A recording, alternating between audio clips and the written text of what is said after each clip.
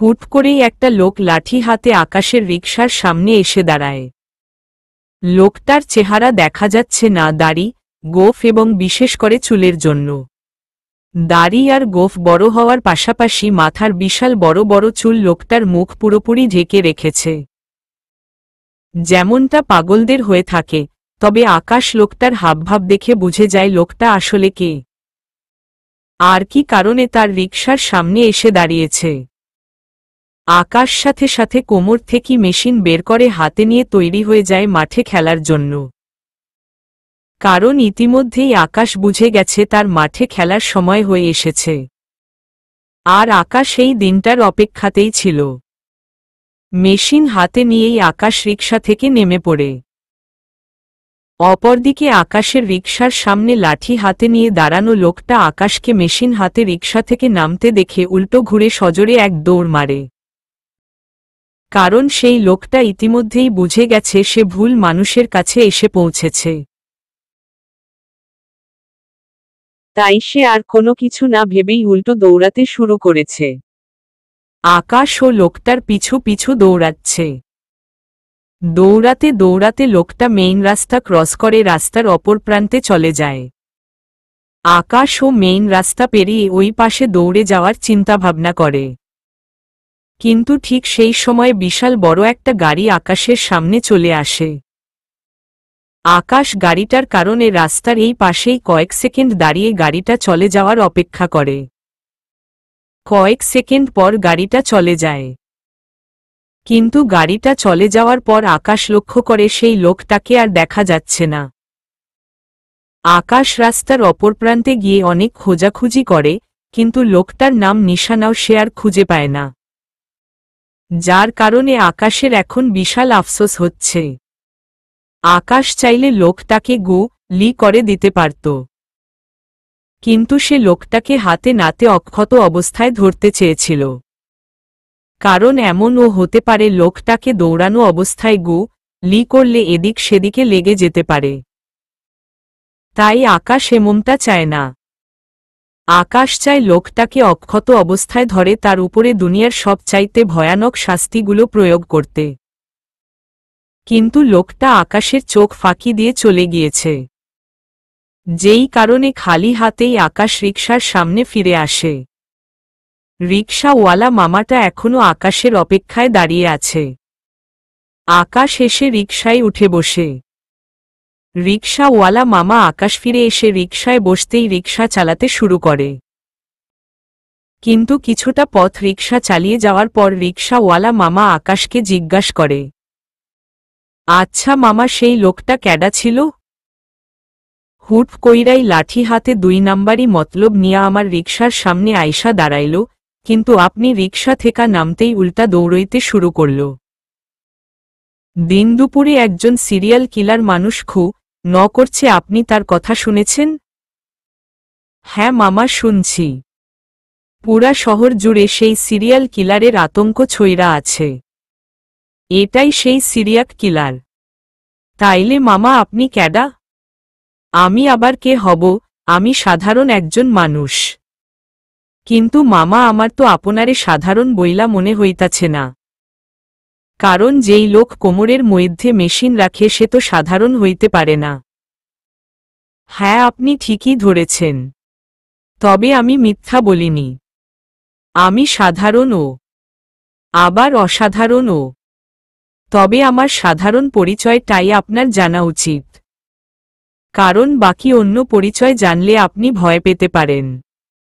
আরে মামা, ভয় পাওয়ার কিছুই নাই। কারণ আমি বহু রাইত পর্যন্ত রিকশা চালাই। রাস্তাঘাটে বহু কিছুই আমার চোখে পড়ে। রাইত বিরাইতে যখন রিকশা চালাই তখন কত চোর ডাকাইতে লগে আমার দেহা হয় তা আল্লাহ মাবুদ ভালো জানে। কত সময় তো আবার আমার রিকশায় কইরাই অনেক চোর ডাকাত বাড়িতে ফিরে। কিন্তু আমার বউটা অসুস্থ দেইখা কয়েকদিন ধইরা তাড়াতাড়ি বাড়িতে চইলা যাই। না হয়তো 2-1 দিন পরপরেই আমার ভালা মানুষগর লগে দেহা হয়। মামা, আপনি আপনার পরিচয় কন। আমি একদম ভয় পামু না।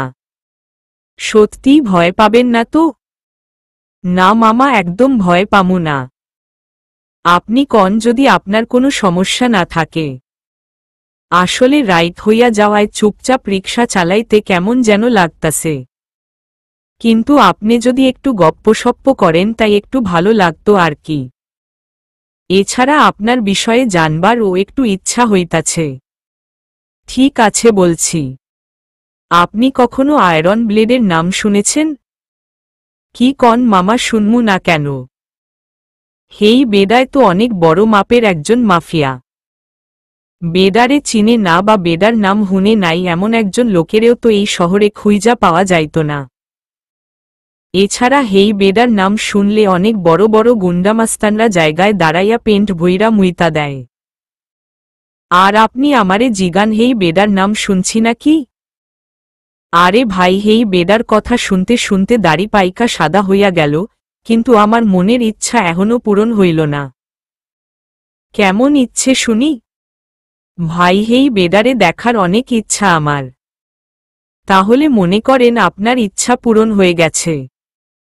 ইচ্ছা পূরণ হইছে মানে বুঝলাম না মামা। মানে হলো আমি সেই আয়রন ব্লেড। আকাশের মুখে তার আসল পরিচয় শোনা মাত্রই রিকশাওয়ালা মামা রিকশায় সজোরে এক ব্রেক মারে।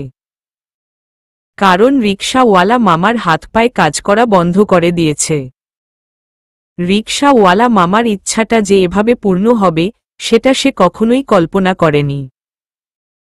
রিকশাওয়ালা মামা রিকশা থামিয়ে চুপচাপ বসে আসে। পিছনে ফিরে আকাশের দিকে তাকাবে সেই সাহসটাও রিকশাওয়ালা মামার হচ্ছে না। পিছনে বসে আকাশ রিকশাওয়ালা মামার বিষয়টা বুঝতে পেরে রিকশাওয়ালা মামাকে বলে, কি মামা, ভয় পেলেন নাকি? রিকশা থামিয়ে দিলেন যে? না মামা, ভয় পাই নাই। তবে অনেক বড় একটা শকট খাইছি, যার কারণে হাত পা কাজ করা বন্ধ কইরা দিছে। আরে মামা, এত অবাক হওয়ায় কিছুই নেই। আপনিও মানুষ, আমিও মানুষ। আর হাত পা কাজ করা বন্ধ করলে তে হবে না। আমায় তো বাড়ি পৌঁছে দিয়ে আসতে হবে আপনার। হ স্যার, পৌঁছাইয়া দিয়া আইতেছি। রিকশাওয়ালা মামা আবারও রিকশা চালাতে শুরু করে। আর রিকশার পিছন ছিটে বসে আকাশ মিটমিট করে হাসছে। কারণ রিকশাওয়ালা মামা প্রথমে ভেবেছিল আকাশ হয়তো কোনো চোরডাকাত বা ছোটখাটো কোনো গুন্ডামাস্তান হবে। কিন্তু পরবর্তীতে গিয়ে যখন শুনতে পেয়েছে আকাশ কোনো ছোটখাটো গুন্ডামাস্তান নয়, বরং গুন্ডামাস্তানের দাদা, তখনই রিকশাওয়ালা মামার হুঁশ উড়ে গেছে। আর আকাশ রিকশাওয়ালা মামার এক্সপ্রেশন দেখেই পিছনে বসে মিটমিট করে করে হাসছে। এভাবেই আকাশ নিজের গন্তব্যে গিয়ে পৌঁছে যায়। তবে আকাশ বুদ্ধি করে গন্তব্যের কিছুটা আগে নেমে যায়। কারণ আকাশকে রিকশাওয়ালা মামা দেখে নিয়েছে। কখন সে তার আসল ঠিকানা মানুষকে গিয়ে বলে দেয় তার কোনো ঠিক নেই। রিকশাওয়ালা মামা আকাশের কথা মতন আকাশকে নামিয়ে দেয়। আকাশ রিকশা থেকে নেমে রিকশাওয়ালা মামাকে ভাড়া দিতে যাবে, তখনই রিকশাওয়ালা মামা বলে, স্যার, ভাড়া লাগবো না। কেন মামা? কারণ আমার অনেক বড় ইচ্ছাটা আজকে পূর্ণ হয়েছে, তাই আপনার থেইকা আর ভাড়া নিমু না। আরে এটা কেমন কথা মামা? ভাড়াটা নিন। স্যার প্লিজ, আমারে জোর কইরেন না ভাড়া নিতে। আমি আপনার থেইকা ভাড়া কোনো মতেই নিতে পারুম না। আপনার মতন একজন মানুষ আমার রিকশায় উঠছে, এটাই আমার সৌভাগ্য। আমার আর ভাড়ার কোনো দরকার নাই। আচ্ছা ঠিক আছে। ধন্যবাদ স্যার আমার কথাটা রাখার জন্য। আর স্যার আমারে ক্ষমা করবেন। শুরুতে আপনার বিষয়ে না যাই না আপনারে মামা বইলা ডাকছি। আরে সমস্যা নেই, যেভাবেই ডাকেন না কেন অসম্মান তো করেননি, একভাবে ডাকলেই হয়েছে। আচ্ছা মামা, এবার চললাম। ভালো থাকবেন। আপনিও ভালো থাকবেন স্যার। আকাশ রিকশাওয়ালা মামা থেকে বিদায় নিয়ে হাঁটা শুরু করে।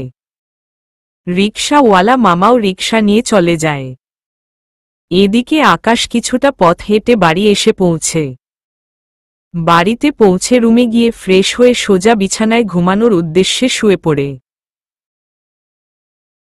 পরের দিন সকালবেলায় ঘুম থেকে উঠে কলেজে না গিয়ে নিজের লোকজন সঙ্গে নিয়ে রোহানকে খুঁজতে বেরিয়ে পড়ে। ঘড়ির কাঁটায় 12টা অতিক্রম করবে। সবাই এখনো রোহানকে খুঁজে বেড়াচ্ছে। এমন সময় আকাশের নাম্বারে মন্ত্রী আজিজুল ফোন করে। আকাশ মন্ত্রী আজিজুলের ফোন রিসিভ করতেই মন্ত্রী আজিজুল আকাশকে বলে, ব্লেড, তোমার সাথে আমার কিছু গুরুত্বপূর্ণ কথা আছে। তুমি জলদি আমার অফিসে এসে দেখা করো। মন্ত্রী আজিজুলের কথার প্রত্যুত্তরে আকাশ কিছু না বলে ফোন কেটে দেয়। কারণ মন্ত্রী আজিজুলের কথার ধরন আকাশের পছন্দ হয় না। যেখানে মন্ত্রী আজিজুল আকাশকে ভাই ছাড়া কথা বলার সাহস করত না, সেখানে নাম ধরে ডাকার পাশাপাশি তুমি করে ডাকছে। আকাশ রোহানকে খোঁজা বাদ দিয়ে তাড়াতাড়ি করে নিজের সাথে থাকা লোকজন নিয়ে মন্ত্রী আজিজুলের অফিসে যায়। অফিসে যাওয়ার পর সবাইকে বাহিরে রেখে আকাশ একাই অফিসের ভিতরে ঢুকে। এরপর অফিসের ভিতরে ঢুকে নিজেই একটা চেয়ার টেনে মন্ত্রী আজিজুলের সামনে বসে মন্ত্রী আজিজুলকে জিজ্ঞাসা করে, কি হয়েছে? এভাবে জরুরি ডাকলেন কোনো কারণে? আর আপনার কথা বলার ভঙ্গিমাও দেখছি পরিবর্তন হয়ে গেছে। কাহিনীটা কি? কাহিনীটা হচ্ছে বেস্ট 11-এর বস আলী ভাই আমার কাছে একটা প্রস্তাব দিয়েছে। তোমাকে শেষ করে দিল সে সিরিয়াল কিলারের কাণ্ডকারখানা বন্ধ করবে। এছাড়া সেই সঙ্গে সে আমার সুবিধা অসুবিধাগুলো দেখবে। মানে সে আমার দিকে বন্ধুত্বের হাত বাড়িয়েছে। তো এখন আপনার কি চিন্তাভাবনা? চিন্তাভাবনা বলতে তুমি একদম চিরতরের জন্য গা ঢাকা দাও। আমরা আলী ভাইকে বলবো তোমাকে আমরা শেষ করে দিয়েছি। তাহলে সে সিরিয়াল কিলারের কাহিনীটা বন্ধ করবে এবং সাথে আমাদের সুবিধা অসুবিধাগুলোও দেখবে। মন্ত্রী সাহেব, মাথা ঠিক আছে তো আপনার? হ্যাঁ, আমার মাথা ঠিক আছে। ব্লেড, তুমি গা ঢাকা দাও, না হয়তো তোমাকে বাধ্যতামূলক আমাদের শেষ করতে হবে। মন্ত্রী আজিজুলে কথা শুনে আকাশের মাথার রক্ত গরম হয়ে যায়। আকাশ সাথে সাথে চেয়ার থেকে উঠে সজোরে মন্ত্রী আজিজুলের শরীরে একটা লাথি মারে, যার ফলে মন্ত্রী আজিজুল চেয়ার সহ পিছনের দিকে উল্টে পড়ে যায়। আকাশ সেই অবস্থাতেই এক হাত দিয়ে মন্ত্রী আজিজুলের কলার চেপে ধরে তাকে মাটি থেকে টেনে তুলে, আর অন্য হাত দিয়ে কোমর থেকে মেশিন বের করে মন্ত্রী আজিজুলের কপালে মেশিন ঠেকিয়ে বলে, গা ঢাকা আমি নয়, তোর গায়ে সাদা কাপড় মুড়িয়ে চিরতরের জন্য তোকেই মাটি দিয়ে ঢেকে দিব। আলীর কথা শুনে তুই আমার সাথে বাহাদুরি দেখাচ্ছিস? আবার কথার ধরন ও দেখি পাল্টে গেছে তোর। শুন, তুই যেই আলীর কথা শুনে আমার সাথে বাহাদুরি দেখিয়েছিস, সেই আলী নিজেই চলে আমার পাওয়ারে। আমি নিজে চলি নিজের দমে, আর আলী চলে আমার দমে। হ্যাঁ, তারও কিছু লোকজন আছে, তবে আন্ডারওয়ার্ল্ডে থেকে তার যেই নাম ডাকটা হয়েছে সেটা একমাত্র আমার কারণেই। কারণ বেস্ট 11-এর নামটাকে আমিই মানুষের চোখে ফুটিয়েছি। মনে রাখবি, ব্লেডকে বেস্ট 11-এর দরকার পড়ে। বেস্ট 11কে ব্লেডের না, ব্লেড একাই চলতে জানে। আর তুই এসে আলীর কথায় আমাকে মকি দিচ্ছিস? তোর তো সময় ফুরিয়ে এসেছে রে। এবার আমার হাত থেকে তোকে কে বাঁচাবে আলী? শুন, তার বংশের 14 পুরুষের ও ক্ষমতা নেই আমার একটা লোম ছিঁড়ার। সেখানে সে এসে আমায় শেষ করে তোকে আমার হাত থেকে বাঁচাবে? দেখি, তাকে আসতে বল। আমিও দেখতে চাই আমার হাত থেকে আলী তোকে কি করে বাঁচায়। তোকে তো আজকে আমি জমের দুয়ারে পাঠিয়েই ছাড়ব। আকাশের কথা শুনে মন্ত্রী আজিজুলের হুঁশ ফিরে আসে। এছাড়া বাস্তবতার কবলে পড়ে মন্ত্রী আজিজুল নিজের ভুল বুঝতে পারে। তাই সে আকাশ থেকে মাফ চাইতে শুরু করে। ভাই, আমার ভুল হয়ে গেছে। আমি আসলে আলীর কথা শুনে তার ফাঁদে পা দিয়ে ফেলেছি। ভাই আমার মাথাতেই ছিল না আমি আলীর ফাঁদে পা দিয়ে আপনার মতন মানুষের সাথে নিজের শত্রুতা গড়ে তুলছি। ভাই প্লিজ আমাকে মাফ করে দেন। তোর কোনো ক্ষমা নাই। আলীর কথা শুনে আমার বিরুদ্ধে যাওয়ার সাহস করেছিস, সেখানে তোকে বাঁচিয়ে রেখে আর কাজ কি আমার? শত্রুর সংখ্যা যত কম থাকবে ততই ভালো। ভাই প্লিজ আমাকে মা রিয়েন না। কেন মা রব না বল? আলী তোর সুবিধা অসুবিধা দেখবে, তুই সেই কথা শুনে নিজের স্বার্থের কথা ভেবে আমার সাথে পাঙ্গা নিয়েছিস। তাহলে আমি তোকে বাঁচিয়ে রাখব কোনো স্বার্থে? আমার তো কোনো স্বার্থ দেখছি না তোকে বাঁচিয়ে রেখে। ভাই আমি আপনাকে সিরিয়াল কিলার বিষয়ে একটা ইনফরমেশন দিতে পারি। তাও প্লিজ আপনি আমাকে মা রিয়েন না। ঠিক আছে যা, তোকে মা রব না। এবার বল সিরিয়াল কিলারের সম্পর্কে তোর কাছে কি ইনফরমেশন আছে? ভাই সিরিয়াল কিলারকে প্রশাসনের লোকেরা এবং আপনি পাগলের মতন খুঁজে বেড়াচ্ছেন সেই খবর সিরিয়াল কিলার জেনে গেছে, যার কারণে সে আমার ফার্ম হাউজেই আশ্রয় নিয়েছে। কারণ সে জানে আমার ফার্ম হাউজে আশ্রয় নিলে তাকে কেউ আর খুঁজে পাবে না। তার মানে তুই তাকে আশ্রয় দিয়েছিস? না ভাই আমি তাকে আশ্রয় দেইনি। আমার ফার্ম হাউসটাতে কেউ থাকে না। আমরা মাঝে মধ্যে সেখানে গিয়ে 1-2 দিন থাকি। এছাড়া আমার ফার্ম হাউসটা একটা গার্ড দেখাশোনা করে। কিন্তু আজ সকালে গার্ড কোথায় জানি গিয়েছিল। তখন গার্ডের অনুপস্থিত একটা লোক তার সঙ্গে অল্প বয়সী একটা ছেলেকে নিয়ে ফার্ম হাউসের দেয়াল টপকে ভিতরে ঢুকেছে। গার্ড যখন ফিরে এসে বুঝতে পারে ফার্ম হাউসের ভিতরে কেউ দেয়াল টপকে ঢুকেছে, তখন সে চুপি চুপি ফার্ম হাউসের ভিতরে ঢুকে। এরপর সে ভিতরে ঢুকে সেই লোকটাকে এবং তার সাথে থাকা ছেলেটার অবস্থা দেখেই বুঝে ফেলে এই লোকটাই সিরিয়াল কিলার। কারণ লোকটা ছেলেটাকে মারছিল আর সাথে মকি দিচ্ছিল। তখন সে সাথে সাথে আমাকে ফোন দিয়ে এই বিষয়ে অবগত করে। কিন্তু আমি গার্ডকে বলি সিরিয়াল কিলারকে কোনো প্রকার বিরক্ত না করে তাকে ফার্ম হাউসের ভিতরে নিজের মতন থাকতে দিতে। কারণ গতকাল আলী ভাই আমাকে ফোন দিয়ে অফার করেছে। আর আজকে সিরিয়াল কিলারের সন্ধান পেয়েছি আমি ভেবেছিলাম আপনাকে সোজাভাবে পথ থেকে সরাতে না পারলে সিরিয়াল কিলারকে আপনার বিরুদ্ধে কাজে লাগাবো। তাই বিষয়টা আমি সবার থেকেই গোপন করেছি। কিন্তু এখন পরিশেষে এসে উপলব্ধি করতে পারলাম আপনার সাথে টক্কর নেওয়া মানে নিজের জীবনটাকেই মৃত্যুর মুখে ঠেলে দেওয়া। তাই সমস্ত সত্যি আপনাকে বলে দিয়েছি। তুই এত বড় একটা কাণ্ড করেছিস যে তোকে রা আমার জন্য একদম জরুরি হয়ে উঠেছে, কিন্তু আমি যেহেতু তোকে কথা দিয়েছি তাই তোকে এবারের মতন ছেড়ে দিলাম। তবে বিকাল হতে হতে তুই বেঁচে থাকবি ঠিক, কিন্তু তোর বসার গদিটা আর থাকবে না। মানে তোর পদ আমি খেয়ে দিব। আগে এখন গিয়ে সিরিয়াল কিলারকে ধরি। বেটা অনেক বাহাদুরি দেখিয়েছে, এবার তার সময় শেষ। কথায় আছে না চোরের 10 দিন আর গৃহস্থের 1 দিন।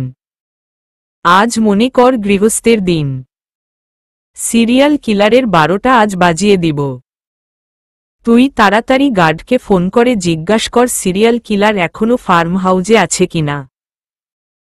মন্ত্রী আজিজুল তাড়াতাড়ি করে আকাশের কথা মতন গার্ডকে ফোন দিয়ে জিজ্ঞাসা করে সিরিয়াল কিলার ফার্ম হাউসের ভিতরে আছে কিনা। গার্ড মন্ত্রী আজিজুলকে জানায় সিরিয়াল কিলার এখনো ফার্ম হাউসের ভিতরেই আছে। এরপর মন্ত্রী আজিজুল ফোন রেখে দিয়ে আকাশকে বলে, ভাই সে ফার্ম হাউসের ভিতরেই আছে। ঠিক আছে তুইও চল আমার সাথে। এরপর আকাশ মন্ত্রী আজিজুল এবং নিজের লোকদেরকে নিয়ে সিরিয়াল কিলারকে ধরার জন্য ফার্ম হাউসের উদ্দেশ্যে রওনা হয়ে পড়ে। আকাশের এখন খালি ফার্ম হাউজে পৌঁছানো বাকি। এরপর হবে বাকি খেলা। আকাশ মন্ত্রী আজিজুল সাহেব এবং নিজের লোকদেরকে নিয়ে সিরিয়াল কিলারকে ধরার জন্য ফার্ম হাউসের উদ্দেশ্যে রওনা হয়ে পড়ে। আকাশের এখন খালি ফার্ম হাউজে পৌঁছানো বাকি। এরপর হবে বাকি খেলা। কিছু সময় সফর করার পরেই সবাই ফার্ম হাউজে পৌঁছে যায়। আকাশ ফার্ম হাউজে পৌঁছে মন্ত্রী আজিজুল সাহেবকে বলে ফার্ম হাউসের গার্ড থেকে সিরিয়াল কিলারের সম্পর্কে জিজ্ঞাসা করতে। আকাশের কথা মতন মন্ত্রী আজিজুল সাহেব তাই করে। তিনি গার্ডকে জিজ্ঞাসা করে, রফিক সিরিয়াল কিলার ফার্ম হাউসের ভিতরে আছে তো নাকি? জি স্যার, আছে। কিন্তু আপনার চেহারা এমন দেখাচ্ছে কেন? মনে হচ্ছে যেন কোনো কিছু নিয়ে বেশ চিন্তিত আপনি। আর আপনার সঙ্গে গার্ডেদরও দেখছি না। রফিক, মানুষ যখন কোনো বড় ধরনের ভুল করে সেটা বুঝতে পারে, তখন অনুশোচনার কারণে মানুষের চেহারার রং বদলে যায়। আমার বেলাতেও তাই হয়েছে। আর বাকি রইল গার্ডদের কথা, তাদের সঙ্গে নিয়ে এসে কি করব? মৃত্যুর হাত থেকে তো হাজার চেষ্টা করলেও আমার গার্ডরা আমাকে বাঁচাতে পারবে না। তাই ভাইদের সাথে একাই চলে এসেছি। স্যার, ভাই বলতে বুঝলাম না। এখানে তো আপনার চাইতে বয়স্ক কাউকেই দেখতে পাচ্ছি না। রফিক, সেসব তোর জানতে হবে না। সিরিয়াল কিলার কোথায় আছে তুই সবাইকে পথ দেখিয়ে সেখানে নিয়ে চল। ঠিক আছে স্যার। এরপর রফিক নামক গার্ডটা সবাইকে নিয়ে সিরিয়াল কিলারের লোকেশন দেখায়। মন্ত্রী আজিজুল সাহেবের ফার্ম হাউসটা অনেক বড়। ছোট বড় মিলিয়ে অনেক কয়টা ঘর নির্মাণ করেছে মন্ত্রী আজিজুল সাহেব ফার্ম হাউজে। এই ফার্ম হাউজে কোনো মানুষ চাইলে বহুদিন যাবৎ নিজের গা ঢাকা দিয়ে লুকিয়ে থাকতে পারবে। কেউ তাকে খুঁজেও পাবে না। মন্ত্রী আজিজুল সাহেব নিজের পরিবার নিয়ে ফার্ম হাউজে ঘুরতে আসলে ফার্ম হাউসের বড় বাড়িটাতেই থাকে। এছাড়া বছরের পর বছর বাকি বাড়িগুলাতে কারোর কদমও পড়ে না। তাই সিরিয়াল কিলার মন্ত্রী আজিজুল সাহেবের ফার্ম হাউসটাকেই নিজের আশ্রয়স্থল বানিয়েছে। রফিক নামক গার্ডটা সিরিয়াল কিলার ফার্ম হাউসের কোনো বাড়িতে আছে সেখানে আকাশ এবং তার লোকজনকে সঙ্গে করে নিয়ে যায়। আকাশ নিজের লোকজনকে নিয়ে গার্ডের নিয়ে যাওয়া সেই বাড়িতে গিয়ে দেখে রোহান চেয়ারের উপরে বসে আছে। আর তার হাত পা দড়ি দিয়ে শক্ত করে বাঁধা। রোহানের জ্ঞান নেই। অজ্ঞান অবস্থাতেই রোহান চেয়ারের উপরে বসে রয়েছে। আকাশ তাড়াতাড়ি নিজেকে লোকদেরকে নিয়ে বাড়িতে প্রবেশ করে রোহানকে উদ্ধার করে। কিন্তু আকাশ সিরিয়াল কিলারকে কোথাও দেখতে পায় না। তাই আকাশ গার্ডকে জিজ্ঞাসা করে, সিরিয়াল কিলার কোথায়? তাকে তো দেখতে পাচ্ছি না। এই ফার্ম হাউস থেকে কেউ বের হতে হলে আমার সামনে দিয়েই তাকে যেতে হবে। কিন্তু আমি কাউকেই বের হতে দেখিনি। তার মানে সে এই বাড়িতেই আছে। হয়তো এই বাড়ির অন্য কোনো কক্ষে রয়েছে সে। গার্ডের কথা শুনে আকাশ কয়েকজনকে সাথে নিয়ে বাড়িটার অন্যান্য কক্ষে সিরিয়াল কিলারকে খুঁজতে থাকে। খুঁজতে খুঁজতে একটা কক্ষের ভিতর গিয়ে আকাশ দেখে দাড়ি গোঁফ এবং সেই সঙ্গে পাগলে মতন বড় চুলওয়ালা লোকটা যাকে সে গতরাতে তাড়া করেছিল সে ফ্লোরের উপরে শুয়ে মনের আনন্দে ঘুমাচ্ছে। আকাশের মুখে হাসির রেখা ফুটে উঠে সিরিয়াল কিলারকে দেখতে পেয়ে। নিজের লোকজনকে হাতের ইশারায় চুপ থাকতে বলে হেঁটে সিরিয়াল কিলারের কাছে গিয়ে ঘুমন্ত অবস্থাতেই সিরিয়াস কিলারকে কষে একটা লাথি মারে। যার ফলে সিরিয়াস কিলার ধরফর করে এক লাফ দিয়ে শোয়া থেকে উঠে বসে পড়ে। এরপরেই সে আশেপাশে তাকিয়ে দেখতে পায় তার দাদারা সবাই তার দিকে তাকিয়ে দাঁড়িয়ে আছে। একে তো সিরিয়াল কিলার অপ্রত্যাশিতভাবে ঘুম থেকে লাফিয়ে উঠেছে। তার উপরে তার আশেপাশে এতগুলা মানুষকে দেখতে পেয়ে সিরিয়াস কিলার থতমত খেয়ে যায়। কি করবে সে ভেবে উঠতে পারছে না। যেদিকেই তাকাচ্ছে সেদিকেই লোকজন দেখতে পাচ্ছে সে। সিরিয়াল কিলার বুঝে যায় সে লোকজনের হাতে ধরা পড়ে গিয়েছে। তবে সিরিয়াল কিলারও এত সহজে হাল ছেড়ে দেওয়ার মতন মানুষ নয়। সে তৎক্ষণাৎ মাথার মধ্যে একটা ফন্দি আঁটে যে সে সবাইকে ধাক্কা দিয়ে কোনো মতে এই রুম থেকে বেরিয়ে পালাবে। কিন্তু সিরিয়াল কিলারের কোনো আইডিয়াই নেই যে এই বাড়িতে আকাশের অসংখ্য লোক রয়েছে। সে যত ফন্দিই আটুক না কেন তাতে কোনো কাজ হবে না। সিরিয়াল কিলার নিজের চিন্তাভাবনা মোতাবেক হুট করে বসা থেকে উঠে দৌড়ে পালানোর প্রচেষ্টা করে। আর তখনই আকাশ পিছন থেকে খপ করে সিরিয়াল কিলারের ঘাড় চেপে ধরে, যার ফলে সিরিয়াল কিলারের নড়াচড়া মুহূর্তের মধ্যেই বন্ধ হয়ে যায়। মনে হচ্ছে যেন শিয়াল মুরগির ঘাড় চেপে ধরেছে। সিরিয়াল কিলার বহু চেষ্টা করে আকাশের হাত থেকে নিজেকে ছাড়ানোর জন্য, কিন্তু এত সহজে তো আকাশের হাত থেকে তার ছাড়া মিলবে না। কারণ শিকারী কখনো শিকারকে ছেড়ে দেওয়ার জন্য শিকার করে না। আকাশ শক্ত করে বেশ কিছুক্ষণ সিরিয়াল কিলারের ঘাড় চেপে ধরে থাকে। এভাবে কিছুক্ষণ যেতেই আকাশ নিজে লোকেদের দিকে সিরিয়াল কিলারকে সাধারণ কোনো বস্তুর ন্যায় ছুড়ে দিয়ে বলে, বেটাকে নিয়ে আমাদের কোনো এক গুপ্ত জায়গায় বন্দি কর। এরপর বেটার 12টা বাজাবো। আরমান আকাশের সাথেই ছিল। সে আকাশের কথার প্রত্যুত্তরে বলে, ঠিক আছে ভাই। পরবর্তীতে আরমান কয়েকজনকে সঙ্গে নিয়ে আকাশের কথা মতন সিরিয়াল কিলারকে ধরে নিয়ে যায়। আকাশ ও তাদের পিছু পিছু বের হয়। সবাই ফার্ম হাউস থেকে বের হয়ে গাড়ির সামনে এসে হাজির হয়। তখনই আকাশ মন্ত্রী আজিজুল সাহেবকে বলে, তোর হাতে আছে সময় আজ বিকাল পর্যন্ত। এরপর তোর আর কোনো পাওয়ার থাকবে না। তুই এই সময়ের মধ্যে মিডিয়ার লোকদের দিয়ে সারা দেশে খবর ছড়িয়ে দিবি যে সিরিয়াল কিলার আয়রন ব্লেডের হাতে ধরা পড়েছে। অনেক দিন চুপ করেছিলাম না, সেভাবে কারোর সামনে এসেছি না, নিজের পরিচিত আরও বাড়াতে চেয়েছি। তবে এবার আমি নিজের পরিচিত আরও বাড়াব। অনেকের মধ্যেই দেখছি তোর মতন চিন্তাধারা বিদ্যমান। সবাই যে যার মতন উপরে উঠার চিন্তায় ব্যস্ত। এছাড়া আয়রনের ব্লেডের কথা অনেকেই দেখছি ভুলে গেছে। বছর 2 বছর আগে আয়রন ব্লেড নামটার যেই প্রসিদ্ধতা ছিল মানুষের কাছে, সেটা এখন অনেকটাই কমে গেছে। তাই এখন সর্বপ্রথম আগে নিজের নাম ডাক আরও বাড়াব। এখন থেকে আর কারোর জন্যই কষ্ট করব না। যেই আমি কষ্ট করে বেস্ট 11-এর নাম উজ্জ্বল করলাম, আজ সেই আমার পিছনেই আলী তোর মতন লোক লেলিয়ে দিচ্ছে। না, এবার আর না। এখন থেকে আগে নিজের জন্যই ভাবব। তাই বিকাল হওয়ার আগে সমস্ত টিভি চ্যানেলে এই খবর সম্প্রচার হওয়া চাই যে আয়রন ব্লেড সিরিয়াল কিলারকে ধরে তার কেচ্ছা কাহিনী একদম চিরতরের জন্য বন্ধ করে দিয়েছে। ভাই, আপনি যেমনটা বলবেন তেমনটাই করব। কিন্তু প্লিজ আমার পদটা আমার থেকে না নিলে হয় না। ভাই, আমি আর কখনো কারোর বিরুদ্ধে ষড়যন্ত্র করব না। একনিষ্ঠতার সহিত নিজের কাজ করব। প্লিজ ভাই, আমাকে শেষ একটা সুযোগ দেন। তোদের মতন মানুষের উপর থেকে সমস্ত বিশ্বাস উঠে গেছে রে আমার। নতুন করে কি সুযোগ দিব আর কি বিশ্বাস করব তোকে?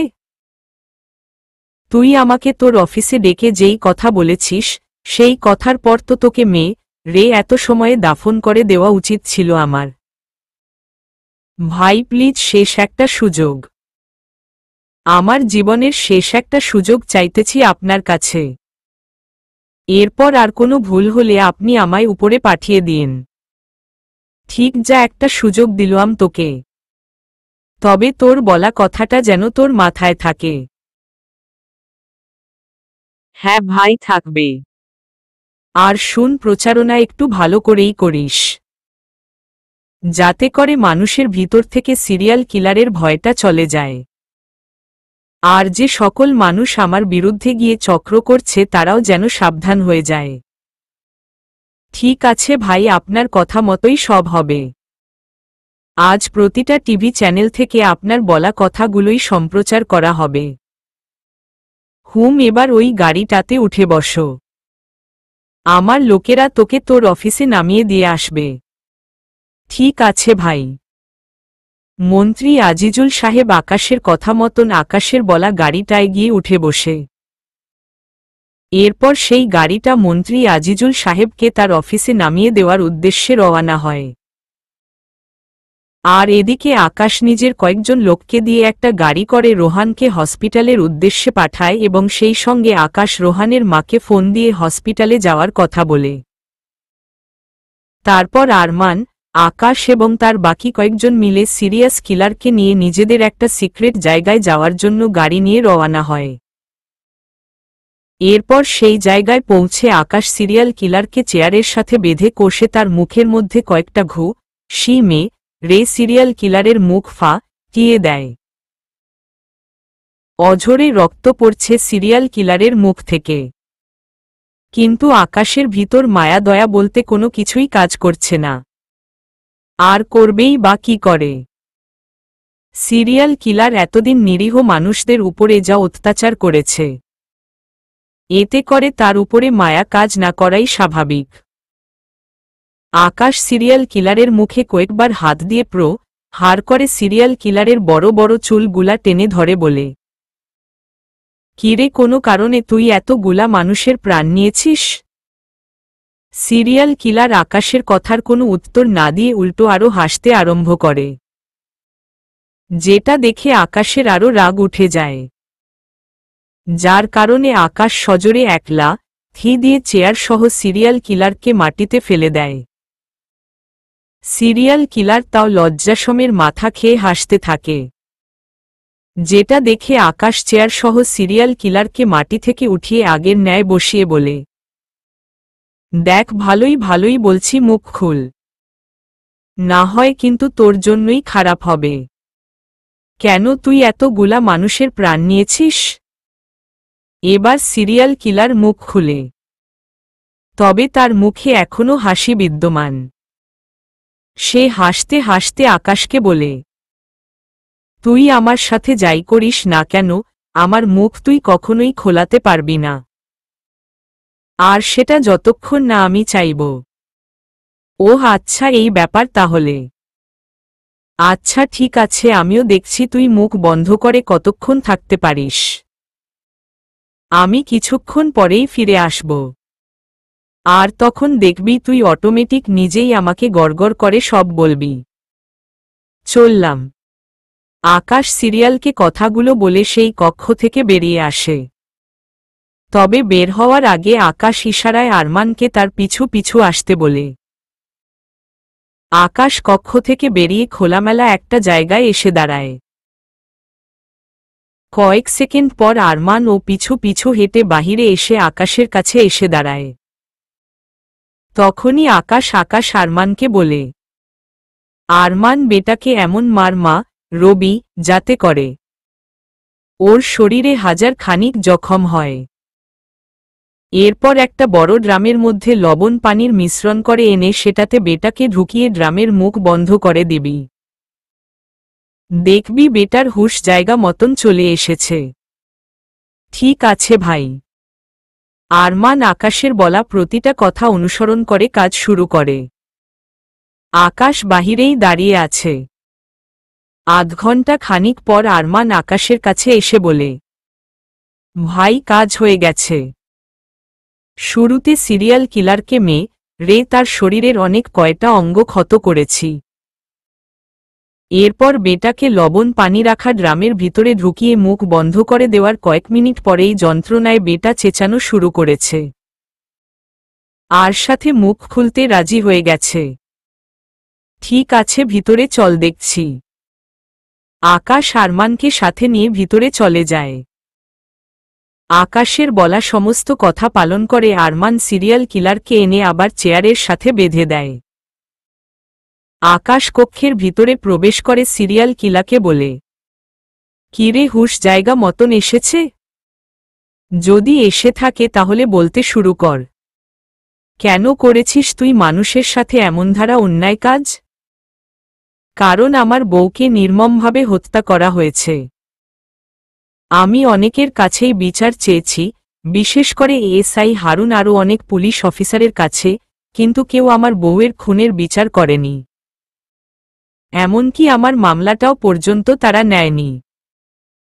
তাই আমি এই পথে নেমেছি। ঠিক আছে, মানলাম পুলিশ তোকে সাহায্য করেনি, তার জন্য তুই পুলিশদের উপরে বদলা নিয়েছিস, কিন্তু নিরীহ মানুষগুলা কি দোষ করেছে যাদের তুই নির্মমভাবে শেষ করেছিস? আমি ইচ্ছা করে এমনটা করিনি। এক তান্ত্রিক আমায় বলেছে ৩০৯টা মানুষের বলি দিল নাকি আমার বউকে সে জীবিত করতে দিতে পারবে। তাই আমি তান্ত্রিকের কথা মতন এমনটা করেছি। কারণ আমি আমার বউকে অনেক বেশি ভালোবাসতাম। কি হ হ হ, এই আহাম্মক মৃত মানুষকে জীবিত করা সম্ভব নাকি রে কখনো? সেটা আমি জানি না। তান্ত্রিক আমায় বলেছে তাই আমি এমনটা করেছি নিজের বউকে পুনরায় জীবিত করতে। তান্ত্রিক তোকে ফাঁদে ফেলেছে, আর তুই তার ফাঁদে পা দিয়ে আহাম্মক হয়েছিস। তবে সমস্যা নেই, এতগুলা মানুষকে নিরীহভাবে হত্যা করার শাস্তি তুই অবশ্যই পাবি। আর একটা কথা, আচ্ছা তুই আমাকে চিঠির মাধ্যম চ্যালেঞ্জ কেন দিয়েছিস? আর তুই কি আমার সম্পর্কে কিছু জানিস? কারণ তুই আমার শিকারকে মুক্ত করে দিয়েছিস তাই। আর তোর সম্পর্কে আমি কোনো কিছুই আগে জানতাম না, তবে আজ অনেক কিছুই জানতে পেরেছি। এবার পাপের শাস্তি ভোগ করতে রেডি হ। আর তোকে পরামর্শ দেওয়া তান্ত্রিকের অবস্থাও 12টা বাজাবো। এই আরমান ওর থেকে তান্ত্রিকের ইনফরমেশন নিয়ে বেটাকেও তুলে নিয়ে এসে ওর মতন চেয়ারের মধ্যে বন্দি কর। আর কয়েকজন লোক সারা রাত ওদের পাহারায় এখানে থাকবি। আমি চললাম। রোহানকে দেখতে হসপিটালে যেতে হবে আমার। আমি আবার আগামীকাল আসব, কারণ বিকাল পেরিয়ে মাগরিব হয়ে এসেছে প্রায়। আজ আর আসা সম্ভব না। ঠিক আছে ভাই, আপনি যান, বাকিটা কাজ আমরা সম্পন্ন করে রাখব। ঠিক আছে, আমি চললাম। আকাশ আরমানকে তান্ত্রিককে তুলে আনার দায়িত্ব দিয়ে সেখান থেকে বেরিয়ে গাড়ি করে হসপিটালে চলে যায়। হসপিটালে গিয়ে দেখে রোহানের জ্ঞান ফিরে এসেছে, আর তাকে স্যালাইন দিয়ে রাখা হয়েছে। আসলে শরীর দুর্বল থাকায় রোহান জ্ঞান হারিয়ে ফেলেছিল। রাতের বেলায় স্যালাইন শেষ হওয়ার পর রোহানের অবস্থা কিছুটা স্বাভাবিক হয়, যার কারণে তাকে বাড়িতে নিয়ে আসা হয়। আকাশ রাতের বেলায় বাড়ি ফিরে খেয়ে দিয়ে বিছানায় শুয়ে থাকে। এমন সময় আলী ভাইয়ের নাম্বার থেকে আকাশের কাছে ফোন আসে। আকাশ আলী ভাইয়ের ফোন দেখে সিরিয়াল কিলারের বিষয়টা নিয়ে তাকে সারপ্রাইজ দেওয়ার জন্য ফোন রিসিভ করে। কিন্তু আকাশ ফোন রিসিভ করতেই অপর পাশ থেকে আলী ভাই আকাশকে হতাশ করে দিয়ে বলে ওঠে, সিরিয়াল কিলারকে আমি না চিনলেও এই খবর আমার কাছে পৌঁছে গেছে যে তুই সিরিয়াল কিলারকে ধরে ফেলেছিস। তবে একটা কথা কি জানিস ব্লেড, আমারও না সিরিয়াল কিলারের উপরে পুরোপুরি আস্থা ছিল না। তাই তোর খুব ঘনিষ্ঠ কাউকেই তোর প্রতিদ্বন্দ্বী হিসেবে বেছে নিয়েছি। তুই সিরিয়াল কিলারকে তো শেষ করেছিস, কিন্তু তোর ঘনিষ্ঠ প্রতিদ্বন্দ্বীকে তুই কি করে শেষ করিস সেটা আমিও দেখে নিব। কখন কোনো ফাঁকে তোর 12টা বেজে যায় তা উপরওয়ালাই ভালো জানে। সময় গুনতে শুরু কর, সিরিয়াল কিলারের পালা শেষ। এবার তোর ঘনিষ্ঠ কারোর সাথেই তোর যুদ্ধ শুরু হবে। সামলে থাকিস। আলী ভাই আকাশকে আর কিছু বলার সুযোগ না দিয়েই ফোন কেটে দেয়। এদিকে আকাশ আলী ভাইয়ের কথা শুনে আবারও ভাবনায় পড়ে যায়। আকাশের বিশ্বাস ছিল সিরিয়াল কিলার তার কোনো কিছুই করতে পারবে না, কিন্তু আপন মানুষের ক্ষেত্রে আকাশ ভালো করেই জানে সে সহজে পেরে উঠবে না। কারণ আপন মানুষরা ছলনার ফাঁদ পাতলে খুব কম সংখ্যক মানুষ সেই ফাঁদ থেকে বাঁচতে পারে। আকাশ আবারও ভাবনায় পড়ে যায় সেই ঘনিষ্ঠ প্রতিদ্বন্দ্বীর কথা ভেবে। এমন সময় আকাশের কাছে আবারও একটা ফোন আসে অপরিচিত নাম্বার থেকে।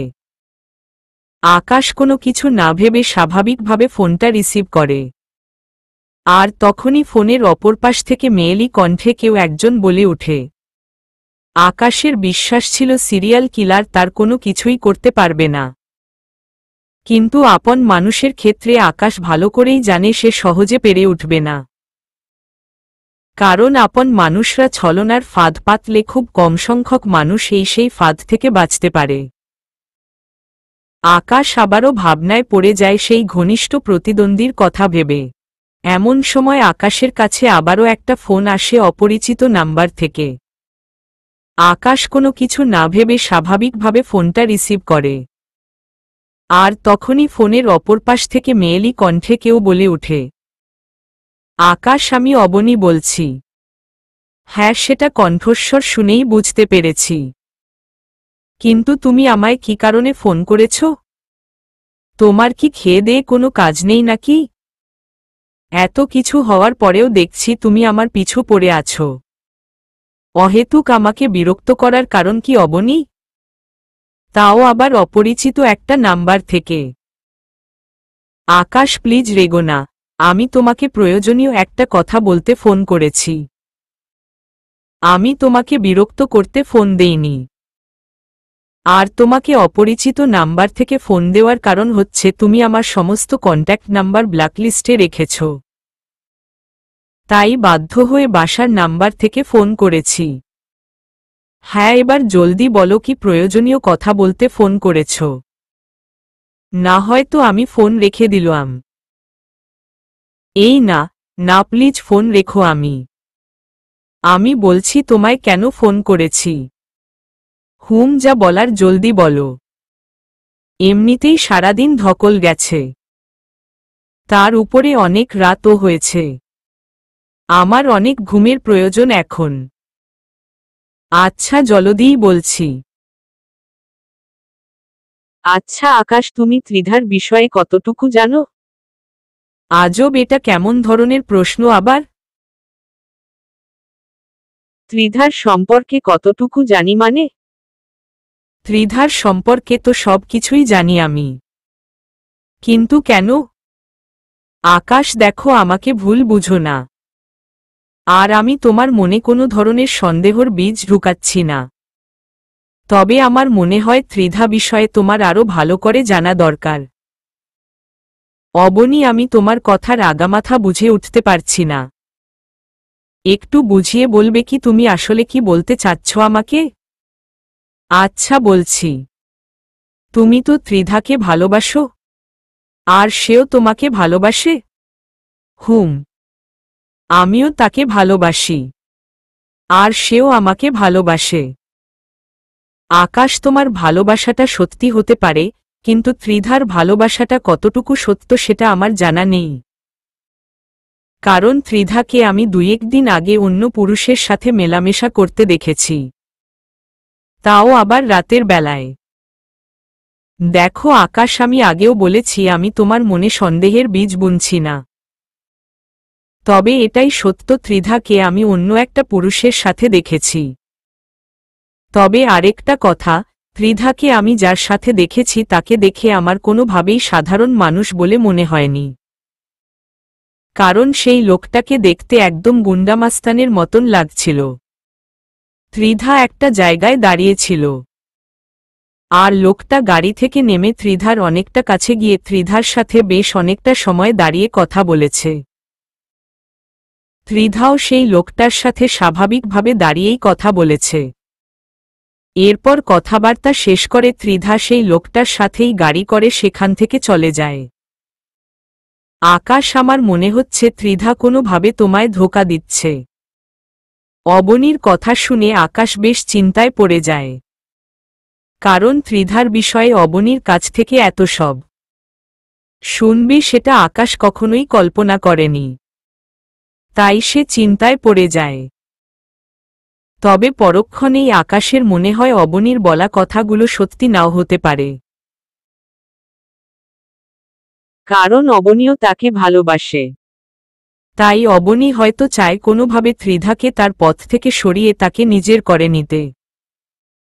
তাই আকাশ অবনীকে বলে, অবনী, ত্রিধাকে তুমি অন্য পুরুষের সাথে দেখেছ ঠিক আছে, তবে তোমার বলা কথাগুলো যে সত্যি সেটার কি প্রমাণ আছে তোমার কাছে? এমন ও তো হতে পারে তুমি ত্রিধাকে আমার থেকে দূরে সরানোর জন্য ত্রিধার নামে এসব উল্টোপাল্টা কথা বলছ। আকাশ আসলে একটা কথা কি জানো? মানুষ না সব সময় অন্যায়ের পথ ধরে হাঁটে না। দুনিয়ায় বুকে যত বড় খারাপ মানুষ থাকুক না কেন, সে এক সময় না এক সময় সমস্ত কিছু উপলব্ধি করতে পারে।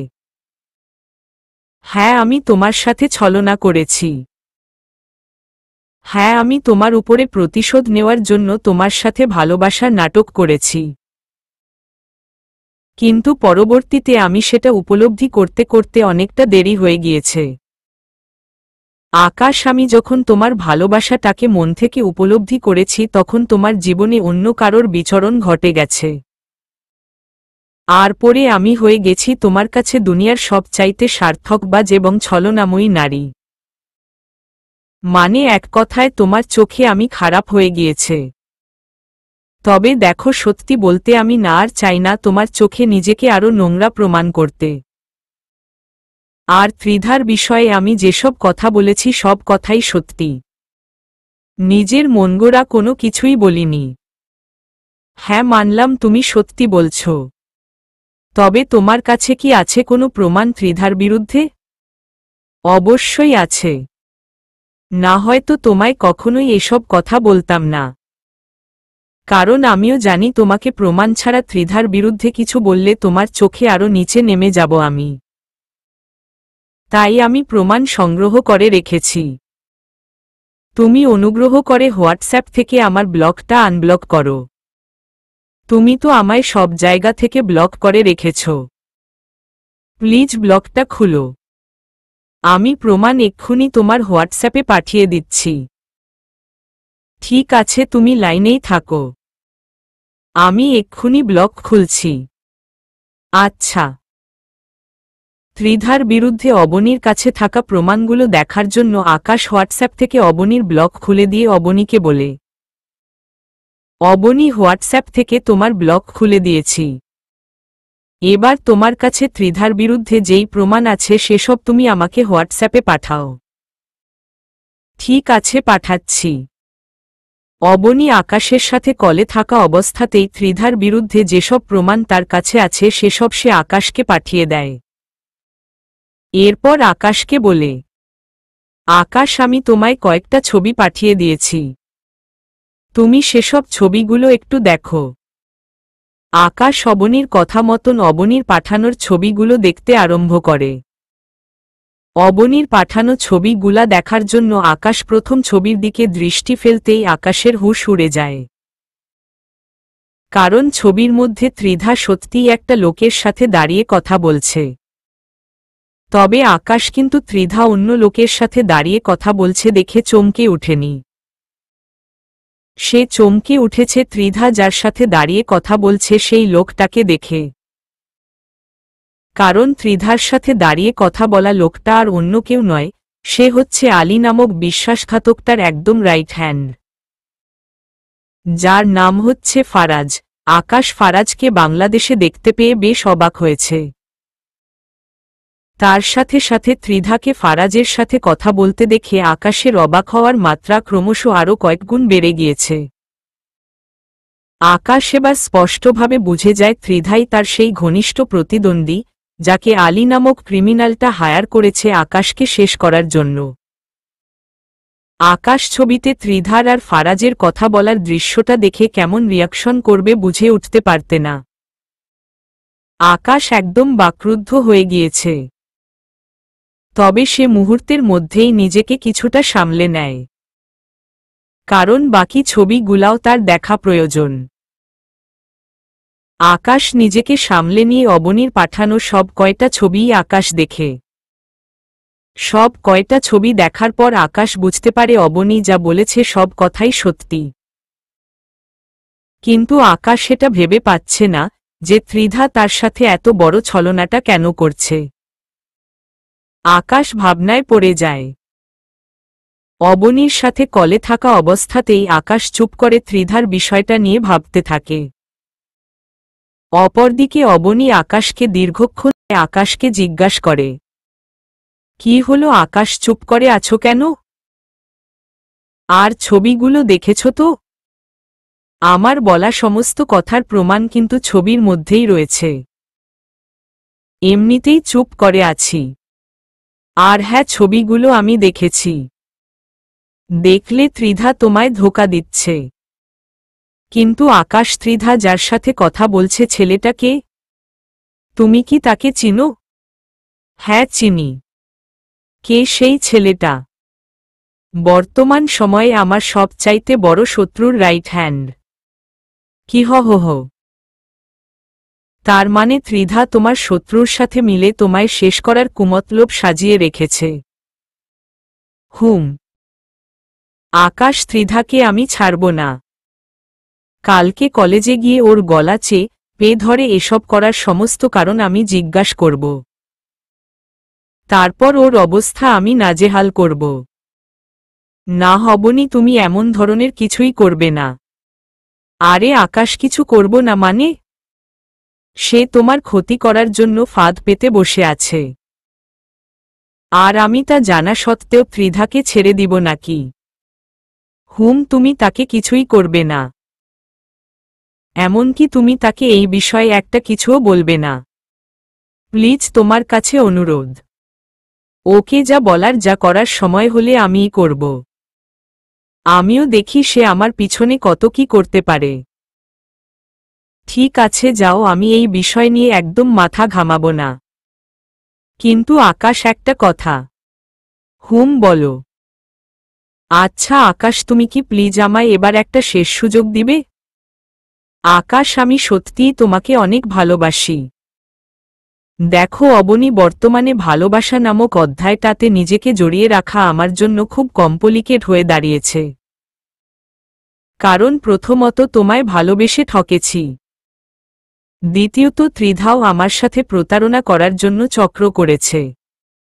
তবে হ্যাঁ, তুমি আমার উপরে প্রতিশোধ নেওয়ার জন্য নিজেই আমার শত্রু হয়েছ। তবে ত্রিধা আমার শত্রুপক্ষের সাথে হাত মিলিয়েছে। ত্রিধার তুলনায় তোমার বিষয়টা তেমন কিছুই না। কিন্তু তারপরেও আমি এই ভালোবাসা নামক অধ্যায়টাতে নিজেকে আর জড়াব না। প্লিজ আকাশ, আমায় শেষ একটা সুযোগ দাও। আমি সত্যিই ভালোবাসা দিয়ে তোমার সমস্ত কষ্ট দূর করে দিব। আজীবন আগলে রাখব তোমায়। ত্রিধা, আমি তো এমন একটা মানুষকেই তো জীবনে চেয়েছিলাম, কিন্তু প্রতিবারই ঠকেছি। আকাশ, তোমার কাছে হাত জোর করছি। তুমি প্লিজ, প্লিজ, প্লিজ শেষ একটা বার আমার উপরে বিশ্বাস করে দেখো। সত্যিই আমি তোমাকে আর ঠকাব না। অবনী, আমি যা বলার বলেই দিয়েছি। কারণ আমার মনে হয় না ভালোবাসা নামক বিষয়টার সাথে নিজেকে আর জড়িয়ে রাখা উচিত। তবে তুমি যেহেতু এত করে বলছো, তাহলে আমি তোমার বিষয়টা নিয়ে পরবর্তীতে ভেবে দেখব। কিন্তু তুমি ত্রিধাকে কোনো কিছুই জানাতে পারবে না।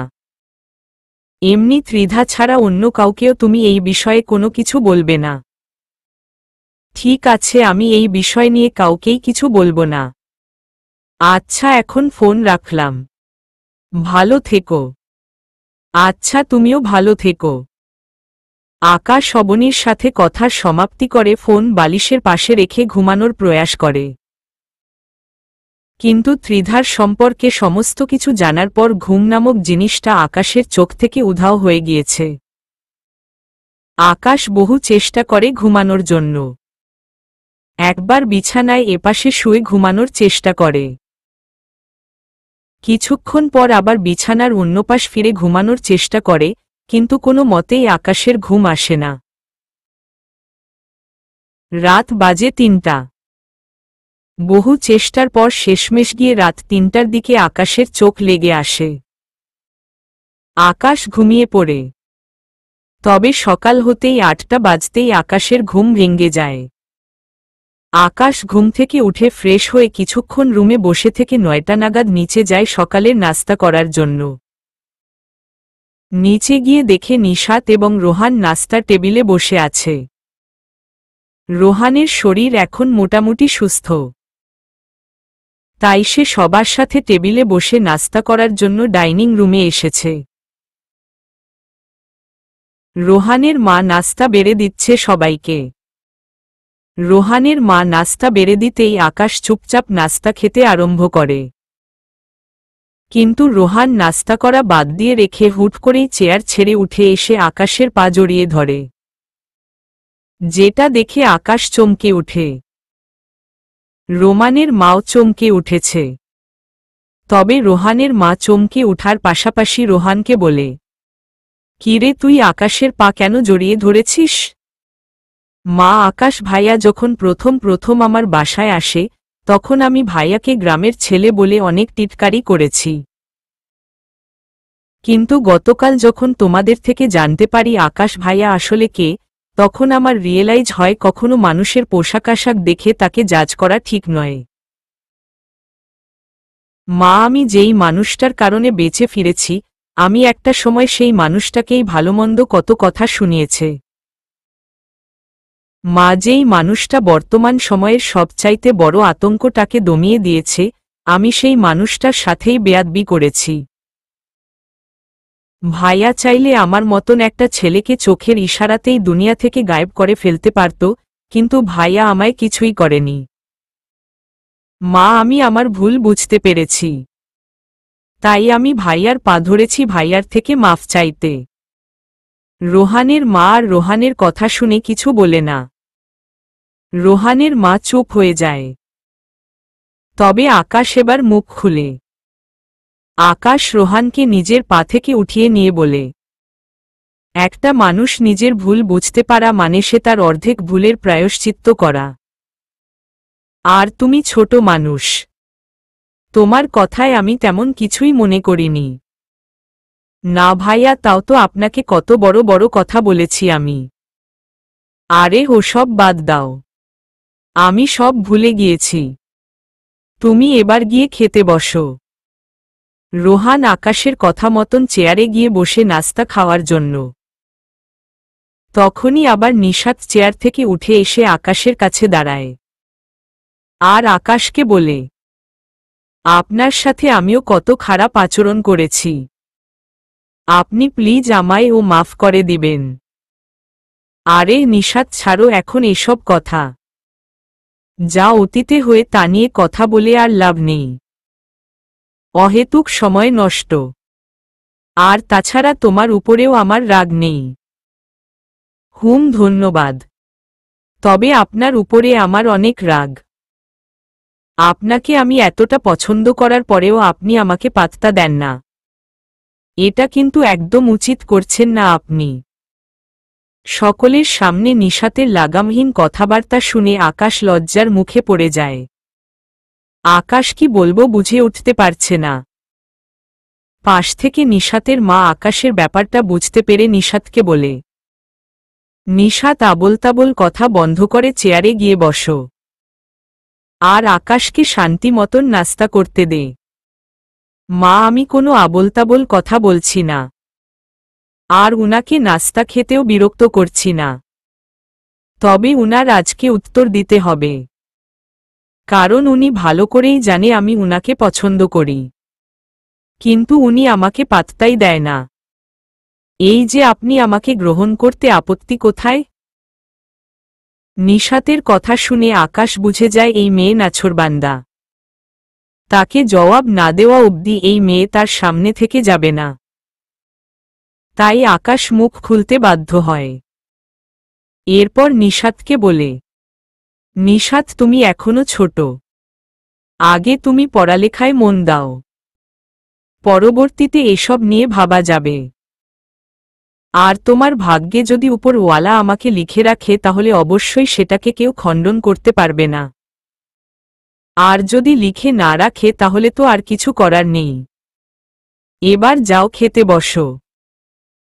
নিশাত আকাশের কথা শুনে আর কিছু না বলে সেও চেয়ারের উপরে গিয়ে বসে। এদিকে আকাশ নাস্তা শেষ করে ঘর থেকে বেরিয়ে যায় সিরিয়াল কিলারকে যেই গুপ্ত জায়গায় বেঁধে রাখা হয়েছে সেখানে যাওয়ার জন্য। তবে আকাশ ঘর থেকে বেরিয়ে রিকশায় উঠার আগেই আরমানকে ফোন লাগায়। আরমান ফোন রিসিভ করতেই আকাশ আরমানকে বলে, কিরে, তান্ত্রিককে ধরে আনতে বলেছিলাম, কাজ কি হয়েছে? ভাই আপনি কাজ দিয়েছেন সেটা আমরা পালন না করে কি করে বসে থাকি বলেন। ভাই কাজ হয়ে গেছে। গোত্রাতেই তান্ত্রিককে আমরা তুলে এনে বেঁধে রেখেছি। ঠিক আছে আমি আসছি। আচ্ছা ভাই। আকাশ রিকশা নিয়ে গুপ্ত জায়গায় যাওয়ার জন্য রওনা হয়। কিন্তু মাঝপথেই ত্রিধার নাম্বার থেকে আকাশের কাছে ফোন আসে। আকাশ পকেট থেকে ফোন বের করে রিসিভ করতেই ত্রিধা আকাশকে বলে ওঠে, আকাশ তুমি কোথায় আছো, জলদি আমার সাথে দেখা করো। কেন, কি হয়েছে? তোমার সাথে অনেক জরুরি কথা আছে আমার। কি জরুরি কথা, বুঝলাম না। আরে তুমি আগে আমার সাথে দেখা তো করো, তারপর বলছি কি জরুরি কথা। ঠিক আছে কোথায় দেখা করবা বলো? কাকলি সিনেমা হলের সামনে ড্রিমল্যান্ড নামক যেই কফি শপটা আছে সেখানে এসো। আমি বাসা থেকে বের হচ্ছি। অল্প কয়েক মিনিট লাগবে আমার যেতে। আমি কফি শপে পৌঁছে কফি শপের ভিতরে বসে তোমার জন্য অপেক্ষা করব। ঠিক আছে। আকাশ রিকশাওয়ালা মামাকে রিকশা ঘুরিয়ে কাকলি সিনেমা হলের সামনে নিয়ে যেতে বলে। রিকশাওয়ালা মামা তাই হলে আকাশ কাকলি সিনেমা হলের সামনে পৌঁছে ড্রিমল্যান্ড কফি শপের ভিতরে যায়। কফি শপে পৌঁছে দেখে ত্রিধা তার জন্য অপেক্ষা করছে। আকাশ ত্রিধার কাছে গিয়ে জিজ্ঞাসা করে, কি জন্য এত জরুরিভাবে ডেকেছ আমায়? আকাশ তোমাকে আমার কিছু দেখানোর আছে। কত কিছুই তো দেখলাম, নতুন করে আর কি দেখাবে তুমি? আকাশ তোমার কথাটা ঠিক বুঝতে পারলাম না। আরে না তেমন কিছু না। তুমি কি দেখানোর আছে দেখাও। আচ্ছা ওয়েট, ফোন বের করি। ত্রিধা এরপর ফোন বের করে ফোনের গ্যালারি ওপেন করে সেখান থেকে কয়েকটা ছবি বের করে ফোনটা আকাশের হাতে দিয়ে বলে, ছবিগুলা একে একে সবগুলা দেখো। রাইট সাইড থেকে স্লাইড করলে একের পর এক সব ছবি দেখতে পাবে। আকাশ ত্রিধার কথা মতন ছবিগুলা দেখতে শুরু করে। আকাশ প্রথম ছবিটার দিকে তাকাতেই গতকাল রাতের ন্যায় আকাশের হুঁশ আবারও উড়ে যায়। কারণ ছবিতে অবনী আলী ভাইয়ের রাইট হ্যান্ড ফারাজের সাথে দাঁড়িয়ে কথা বলতে দেখা যাচ্ছে।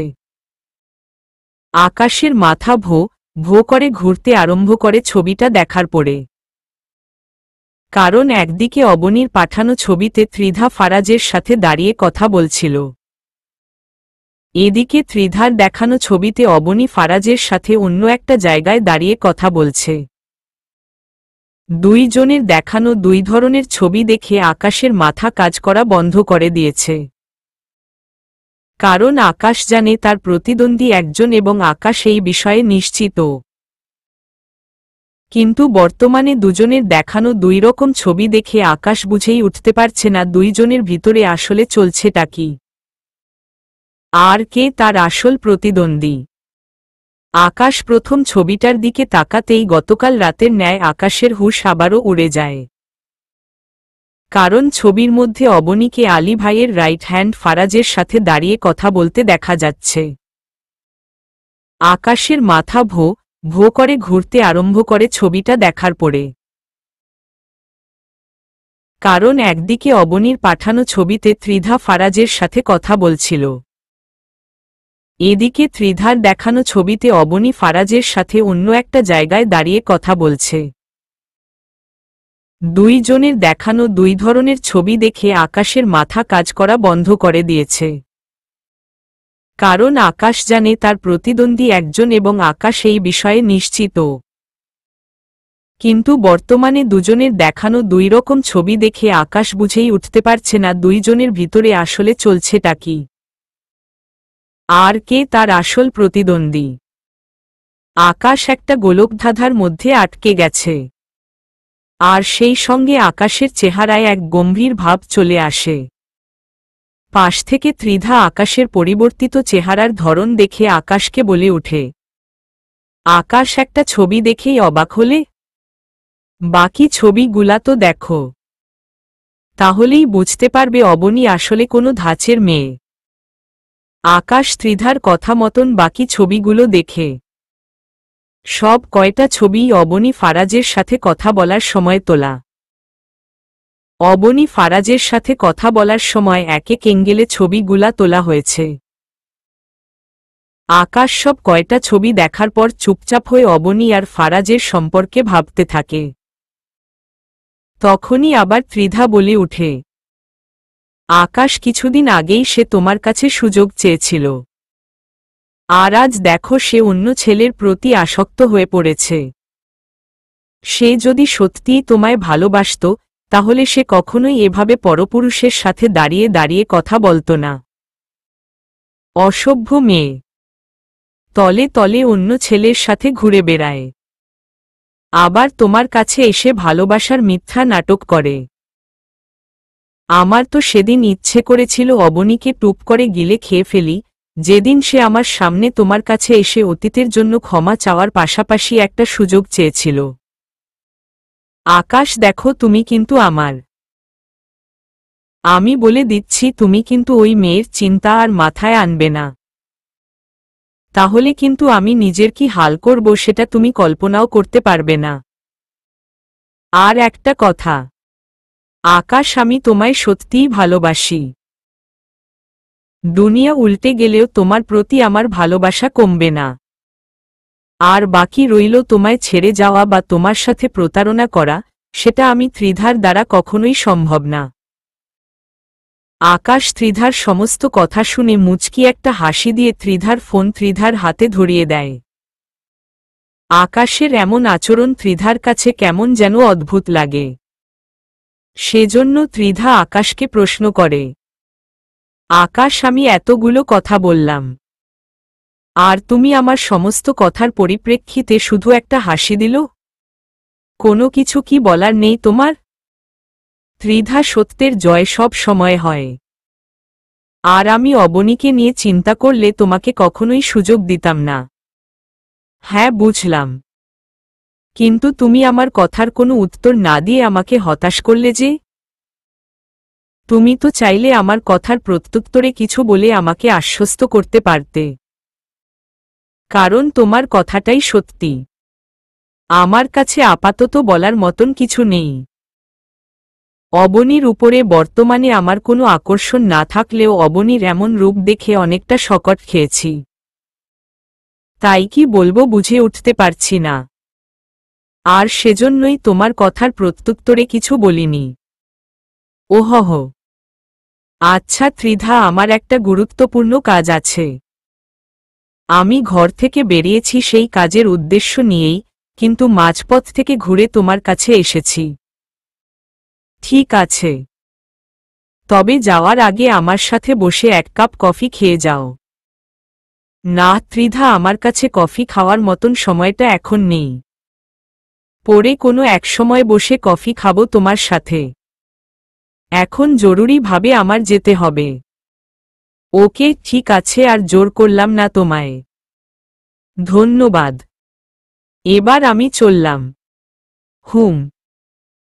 আকাশের কথা শুনে ত্রিধার বেশ মন খারাপ হয়, কিন্তু ত্রিধা মন খারাপের বিষয়টা চেপে যায়। অপরদিকে আকাশ ত্রিধার মন খারাপের বিষয়টা বুঝতে পারে, কিন্তু আকাশ সেটাকে নিয়ে ভ্রুক্ষেপ না করে ত্রিধার থেকে বিদায় নিয়ে কফি শপ থেকে চলে আসে।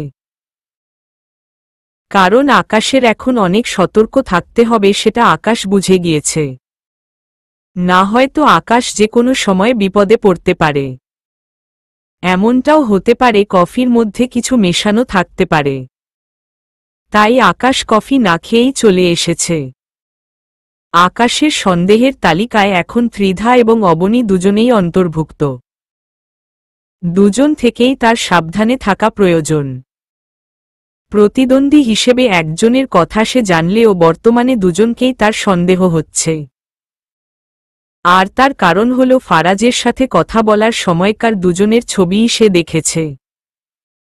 তাই আকাশের এখন সাবধানে থাকা উচিত দুজন থেকেই। আর সেই কারণেই আকাশ ত্রিধার সাথে কফি শপে বসে কফি খানি। কারণ কোনো সময় কে কোনো দিক থেকে তার ক্ষতি করে বসে সেটার কোনো ঠিক নেই। না হয়তো আকাশ গুপ্ত স্থানে 1 ঘন্টা পড়ে গেলেও তার কোনো আপত্তি নেই, কিন্তু আকাশ নিজের সুরক্ষার জন্য সতর্ক অবলম্বন করে কফি শপ থেকে বেরিয়ে পড়েছে। আকাশ কফি শপ থেকে বেরিয়ে এবার একটা সিএনজি নিয়ে সোজা গুপ্ত স্থান বা জায়গায় যাওয়ার উদ্দেশ্যে রওনা হয়। সিএনজিতে 20 মিনিট সফর করার পর আকাশ তার গুপ্ত ঠিকানায় পৌঁছে যায়। সিএনজি থেকে নেমে সিএনজি ওয়ালাকে ভাড়া চুকিয়ে আকাশ আন্ডারগ্রাউন্ডের সেই গুপ্ত জায়গাটায় আসে। আকাশ গুপ্ত স্থানে এসে দেখে সিরিয়াল কিলারের পাশাপাশি চেয়ারের মধ্যে কমলা কালারের বস্ত্র পরিধান করা একটা লোককে বেঁধে রেখেছি। যেটা দেখে আকাশ আরমানকে জিজ্ঞাসা করে, তাহলে এটাই সেই তান্ত্রিক যার নোংরা বুদ্ধির কারণে এতগুলা লোক রাগিয়েছে?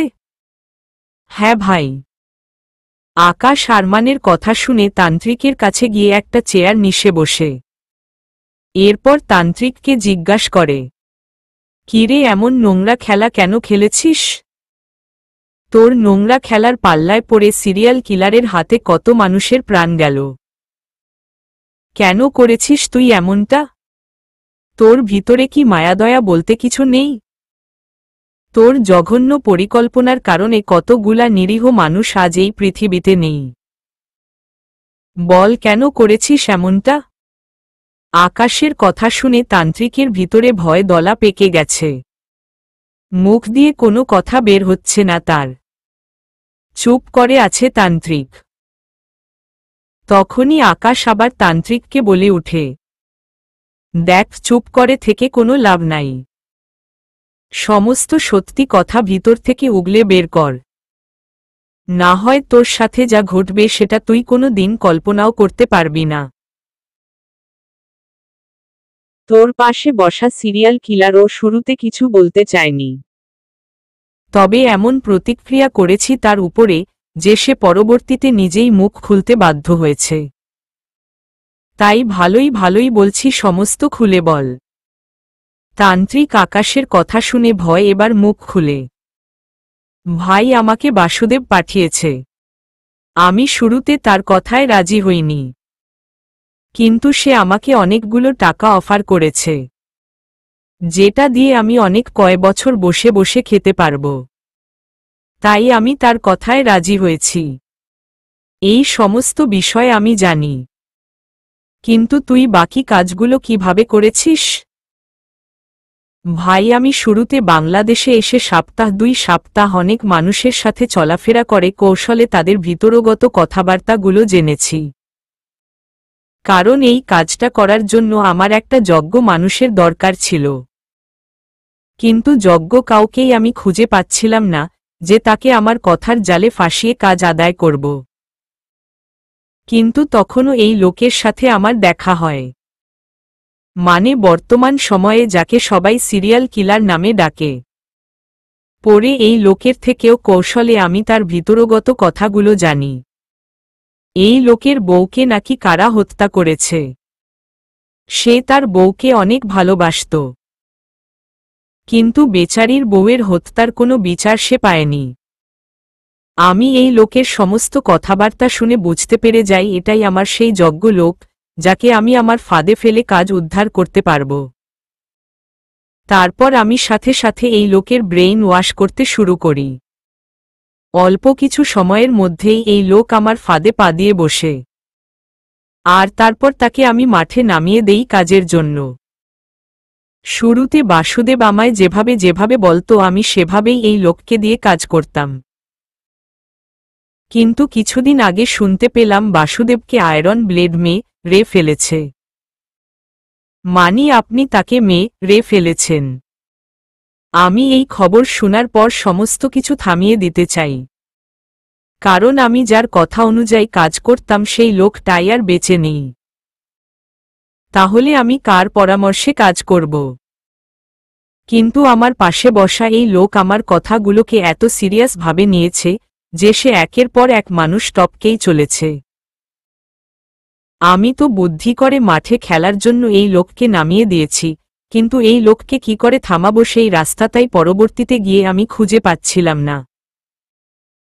তাই চুপচাপ বসে এই লোককে থামানোর রাস্তা খুঁজছিলাম। কিন্তু গতকাল আমার কাছে আলী ভাই নামক একজন ফোন করে বলে সে নাকি বাসুদেবের বশ, আর সেই বাসুদেবকে এই কাজটা দিয়েছে। তারপর লোকটা আমাকে আরও বলে এখন থেকে তার কথা অনুযায়ী কাজ করতে, তার বিনিময়ে সেও আমাকে অনেকগুলো টাকা দিবে। আমি লোকটার কাছে টাকার অফার পেয়ে রাজি হয়ে যাই। তবে আমি লোকটাকে জিজ্ঞাসা করি তিনি এসব কেন করছেন। তখন তিনি আমাকে বলে বাংলাদেশে তিনি একটা আতঙ্ক সৃষ্টি করতে চায় এবং সেই সঙ্গে আয়রন ব্লেড মানে আপনাকে শেষ করাই তার মেইন উদ্দেশ্য। আমি শুরুতে আপনার কথা শুনে বাকি কাজটুকু না করতে চেয়েছিলাম, কিন্তু এই সিরিয়াল কিলারকে কি করে আটকাবো সেটা আমি বুঝে উঠতে পারছিলাম না। আর সেই সঙ্গে আলী ভাই নামক লোকটা আমার মুখে না শুনে দ্বিগুণ পরিমাণে টাকার অফার করে, যার কারণে আমি আর না করতে পারি না। কিন্তু দুঃখজনক কাহিনী হচ্ছে লোকটা গতকাল আমাকে অফার করেছে, আর গতকালকেই আপনার লোকে গিয়ে আমাকে পাহাড়ের গুহা থেকে তুলে নিয়ে আসে। বাহ, কি অসাধারণ বুদ্ধি রে তোর মাথায়! তোর এই অসাধারণ বুদ্ধির কারণে কমপক্ষে তোর দিকে 10-15টা নোবেল ছুঁড়ে মারা উচিত। কিন্তু আফসোস আমার কাছে কোনো নোবেল নেই, যার কারণে তোকে নোবেল দিতে পারছি না। তবে তোর অসাধারণ বুদ্ধির জন্য তোর দিকে অবশ্যই আমি কিছু ছুঁড়ে মারব, আর সেটা হবে পিস্তলের গুলি। তবে সঠিক সময় আসুক। এত সহজে তোর প্রাপ্য তোকে দিল সেটার কদর থাকবে না, তাই সঠিক সময় হলেই তুই সেটা পেয়ে যাবি। আকাশ তান্ত্রিককে উপরোক্ত কথাগুলো বলে চেয়ার থেকে উঠে আরমানের কাছে যায়। আরমান আকাশ থেকে কিছুটা দূরেই দাঁড়িয়েছিল। আকাশ আরমানের কাছে গিয়ে আরমানকে বলে, আমি একটা জিনিস নিয়ে বেশ বিভ্রান্তির মধ্যে আছি, তাই আপাতত এখন এই দুটোর কোনো ব্যবস্থা করলাম না। আমার ভিতর থেকে বিভ্রান্তি দূর হয়ে গেলে এই দুটোর পাকাপোক্ত ব্যবস্থা করব। আপাতত 2-1টা দিন যাক। তবে শুন, এই দুটোকে সকাল, বিকাল, দুপুর 3 বেলা উল্টো করে ঝুলিয়ে টাবি। তবে দেখিস আবার রে যেন না যায়, কারণ এদের উপরে আমার অগভীর ভালোবাসা রয়েছে। এদেরকে আমি ভালোবেসে নিজের হাতে শেষ করব। ঠিক আছে? আচ্ছা শুন, তুই আমার সাথে একটু বাহিরে আয়। তোকে খুব ইম্পর্টেন্ট দুটো কাজ করতে হবে। আকাশ আরমানকে তার সাথে বাহিরে যেতে বলে সে গুপ্ত জায়গায় থেকে বেরিয়ে আসে। আরমান ও আকাশের কথা মতন তার পিছু পিছু বেরিয়ে আসে। এরপর আকাশ আরমানকে সেই ইম্পর্টেন্ট কাজের কথা বলে সেখান থেকে চলে আসে। এভাবেই 2 দিন কেটে যায়। আকাশ 2 দিন আর গুপ্ত জায়গায় যায় না, এমনকি কলেজও 2 দিন অফ দেয়। এই 2 দিন অবনী, ত্রিধা কারোর সাথেই তার কথা হয়নি। 2 দিন পর আকাশের নাম্বারে আরমান একটা মেসেজ পাঠায়। আকাশ ফোনের মেসেজ বক্স থেকে আরমানের পাঠানো মেসেজটা দেখে ছোট্ট একটা মেসেজ পাঠিয়েছে আরমান। আকাশ মেসেজটা দেখার পর ফোনটা বালিশের পাশে রাখতে যাবে তখনই আলী ভাইয়ের নাম্বার থেকে আকাশের কাছে ফোন আসে। আকাশ তার শত্রুর নাম্বার দেখে কলটা রিসিভ করে। কলটা রিসিভ করতেই অপর পাশ থেকে আলী বলে ওঠে, আয়রন ব্লেড, তোর জন্য অনেক বড় একটা সারপ্রাইজ রয়েছে। হ্যাঁ বলে ফেল। আমি তো বাংলাদেশে চলে এসেছি রে, কারণ আর অল্প কয়দিনের মেহমান তুই এই দুনিয়ার। তোকে সুন্দরভাবে আপ্যায়ন করে উপরে পাঠাতেই আমি তোর দেশে এসেছি। আমার সাথে পাঙ্গা নেওয়ার ফল তুই এবার পাবি। তোর খুব ঘনিষ্ঠ মানুষ এই তোকে রে আমার সামনে ধমরা করে মাটিতে ফেলে রাখবে, আর আমি তখন তোর গলার উপরে রা দিয়ে শরীর থেকে রুহু আলাদা করে ফেলব। পরিশেষে তোকে চিরতরের জন্য উপরে পাঠিয়ে আমি আবার নিজ দেশে ফিরে যাব। ওহ আচ্ছা তাই নাকি? হ্যাঁ আলী, তুই আমাকে সারপ্রাইজ দিয়েছিস, কিন্তু তোর জন্যেও যে আমি একটা সারপ্রাইজ রেখেছি সেটা কি তুই শুনবি না? কি সারপ্রাইজ, জলদি বল। আলীর সারপ্রাইজ শোনার পর আকাশ আলীকে এবার তার সারপ্রাইজের কথা বলে, যেটা শোনার পর আলীর হার্টবিট বেড়ে যায় এবং সেই সঙ্গে আলীর শরীর গির গির করে কাঁপতে আরম্ভ করে। আলী যেন নিজের মধ্যে নেই। আকাশের কথা শোনা মাত্রই আলীর হাওয়া টাইট হয়ে যায়। আকাশ আলীকে জানায় তার রাইট হ্যান্ড ফারাজকে আকাশে লোকেরা উঠিয়ে নিয়েছে, আর একটু আগেই সেটার মেসেজ এসেছে। আকাশ আরমানকে যেই দুটো ইম্পর্টেন্ট কাজ দিয়েছিল তার মধ্যে একটা হচ্ছে আলীর রাইট হ্যান্ড ফারাজকে উঠিয়ে নেওয়া, যেটা আরমান ইতিমধ্যে করে ফেলেছে। আর দ্বিতীয় কাজ যেটা দিয়েছে সেটা আকাশ আর আরমান ব্যতীত সবার অজানা। আরমান একটা কাজ কমপ্লিট করার পর আকাশকে মেসেজ করে জানিয়ে দেয়, আর আকাশ সেই মোতাবেক আলীকে সারপ্রাইজটা দিয়ে দেয়। আলী আকাশের মুখে তার রাইট হ্যান্ড ফারাজকে উঠিয়ে নেওয়ার কথা শুনতে পেরে হতভম্ব হয়ে গেছে, কারণ ফারাজ দেশে এসেছে সেটা কেউ জানত না। আলী খুব সতর্কতার সহিত ফারাজকে দেশে পাঠিয়েছে। তবে কথায় আছে না, তুমি যতই চুরি করো না কেন, সময় মতন সঠিক মানুষের হাতে ঠিকই তুমি ধরা খেয়ে যাবে। ফারাজের বেলাতেও তাই হয়েছে। আলী ভাই পুরো চুপ হয়ে গেছে, গলা দিয়ে কোনো সাউন্ড বের হচ্ছে না। আকাশের সারপ্রাইজটা যে এতটা ভয়ানক হবে সেটা আলী কোনো দিন ও কল্পনা করেনি। আকাশের সারপ্রাইজ শুনে আলী পুরোপুরি স্থির হয়ে গিয়েছে। অপরদিকে আকাশ আলীর হাবভাব বুঝতে পেরে আলীকে জিজ্ঞাসা করে, কিরে, সারপ্রাইজটা শুনে ব্যাপকভাবে চকমে উঠেছিস মনে হয়? বলেছিলাম না আমি ব্লেড ও কম না, কিন্তু তুই আমার কথাটা শুনিসনি, এবার পস্তাবি তুই। আকাশের কথার প্রত্যুত্তরে আলী হতাশাগ্রস্ত হয়ে ভঙ্গিমায় আকাশকে বলে, ব্লেড তুই ফারাজকে ছেড়ে দে, না হয় কিন্তু অনেক খারাপ হবে বলে দিলাম। ফারাজের যদি কোনো ক্ষতি করিস তাহলে তোর মৃত্যুটা কিন্তু অনেক ভয়ানকভাবে হবে। তোর ঘনিষ্ঠ মানুষের হাত দিয়েই কিন্তু তোর শরীর থেকে স্তক আলাদা করাবো। হা হা, তাই নাকি? আলী, তোর কথা শুনে আমার বেশ ভয় লাগছে। হাত পা কাঁপতে আরম্ভ করেছে। কিন্তু তুই আমার কথাগুলোকে সিরিয়াসভাবে নিস না, কারণ আমি তোর সাথে মজা করেছি। শুন আলী, আমি সেই ব্লেড যে কিনা বেস্ট 11-এর 3টাকে একাই উপরে পাঠিয়েছে তাদের নিজ শহরে এবং তাদের নিজস্ব আড্ডায় গিয়ে। আর তুই কিনা আমায় ভয় দেখাচ্ছিস, তাও আবার আমার দেশে এসে। আলী, তুই আমাকে রার জন্য আমার দেশে এসেছি, তবে ঘটবে কিন্তু তার উল্টোটা। আমার সমাপ্তি হলে হবে, তবে উপরে যাওয়ার আগে তোকে আমি যে কোনো মূল্যে উপরে পাঠাবো সেটা তুই লিখে রাখো। আর বাকি রইল ঘনিষ্ঠ মানুষের মাধ্যমে আমাকে শেষ করা। আলী, আমার মনে হচ্ছে না এই পরিকল্পনাটা তোর কাজে আসবে, কারণ মাইন্ড গেম খেলতে আমিও কিন্তু কম পারি না আলী। তাই একটু ভালোভাবে প্রিপারেশন নিস আমার সাথে খেলার আগে, না হয় তো মাঠে নামার আগেই প্রতিপক্ষকে দেখে ভয় প্যান্ট নষ্ট করে ফেলবি। ব্লেড, আমার সাথে বাহাদুরি দেখানোর ফল তুই অবশ্যই পাবি। আর এখনো সময় আছে, নিজের ভালো চাস তো ফারাজকে ছেড়ে দে। মাথায় রাখিস তোর 12টা বাজাতে ইতিমধ্যে কিন্তু আমি তোর দেশে চলে এসেছি। তুই কিন্তু কোনোভাবেই আমার হাত থেকে রক্ষা পাবি না, আর আমার হাত থেকে রক্ষা পাওয়ার জন্য পালিয়েও কোথায় যেতে পারবি না। তোর দেশে এসেছি তোকে শেষ করার জন্যই, আর আমি তোকে শেষ করেই নিজ দেশে ফিরব। তবে তুই যদি চাস নিজের শাস্তি কমাতে পারিস ফারাজকে ছেড়ে দিয়ে। আলী, 12টা আমার নয় তোর বাজবে, কারণ তোকে শেষ করব বলে আমিও চিন্তাভাবনা করে রেখেছি।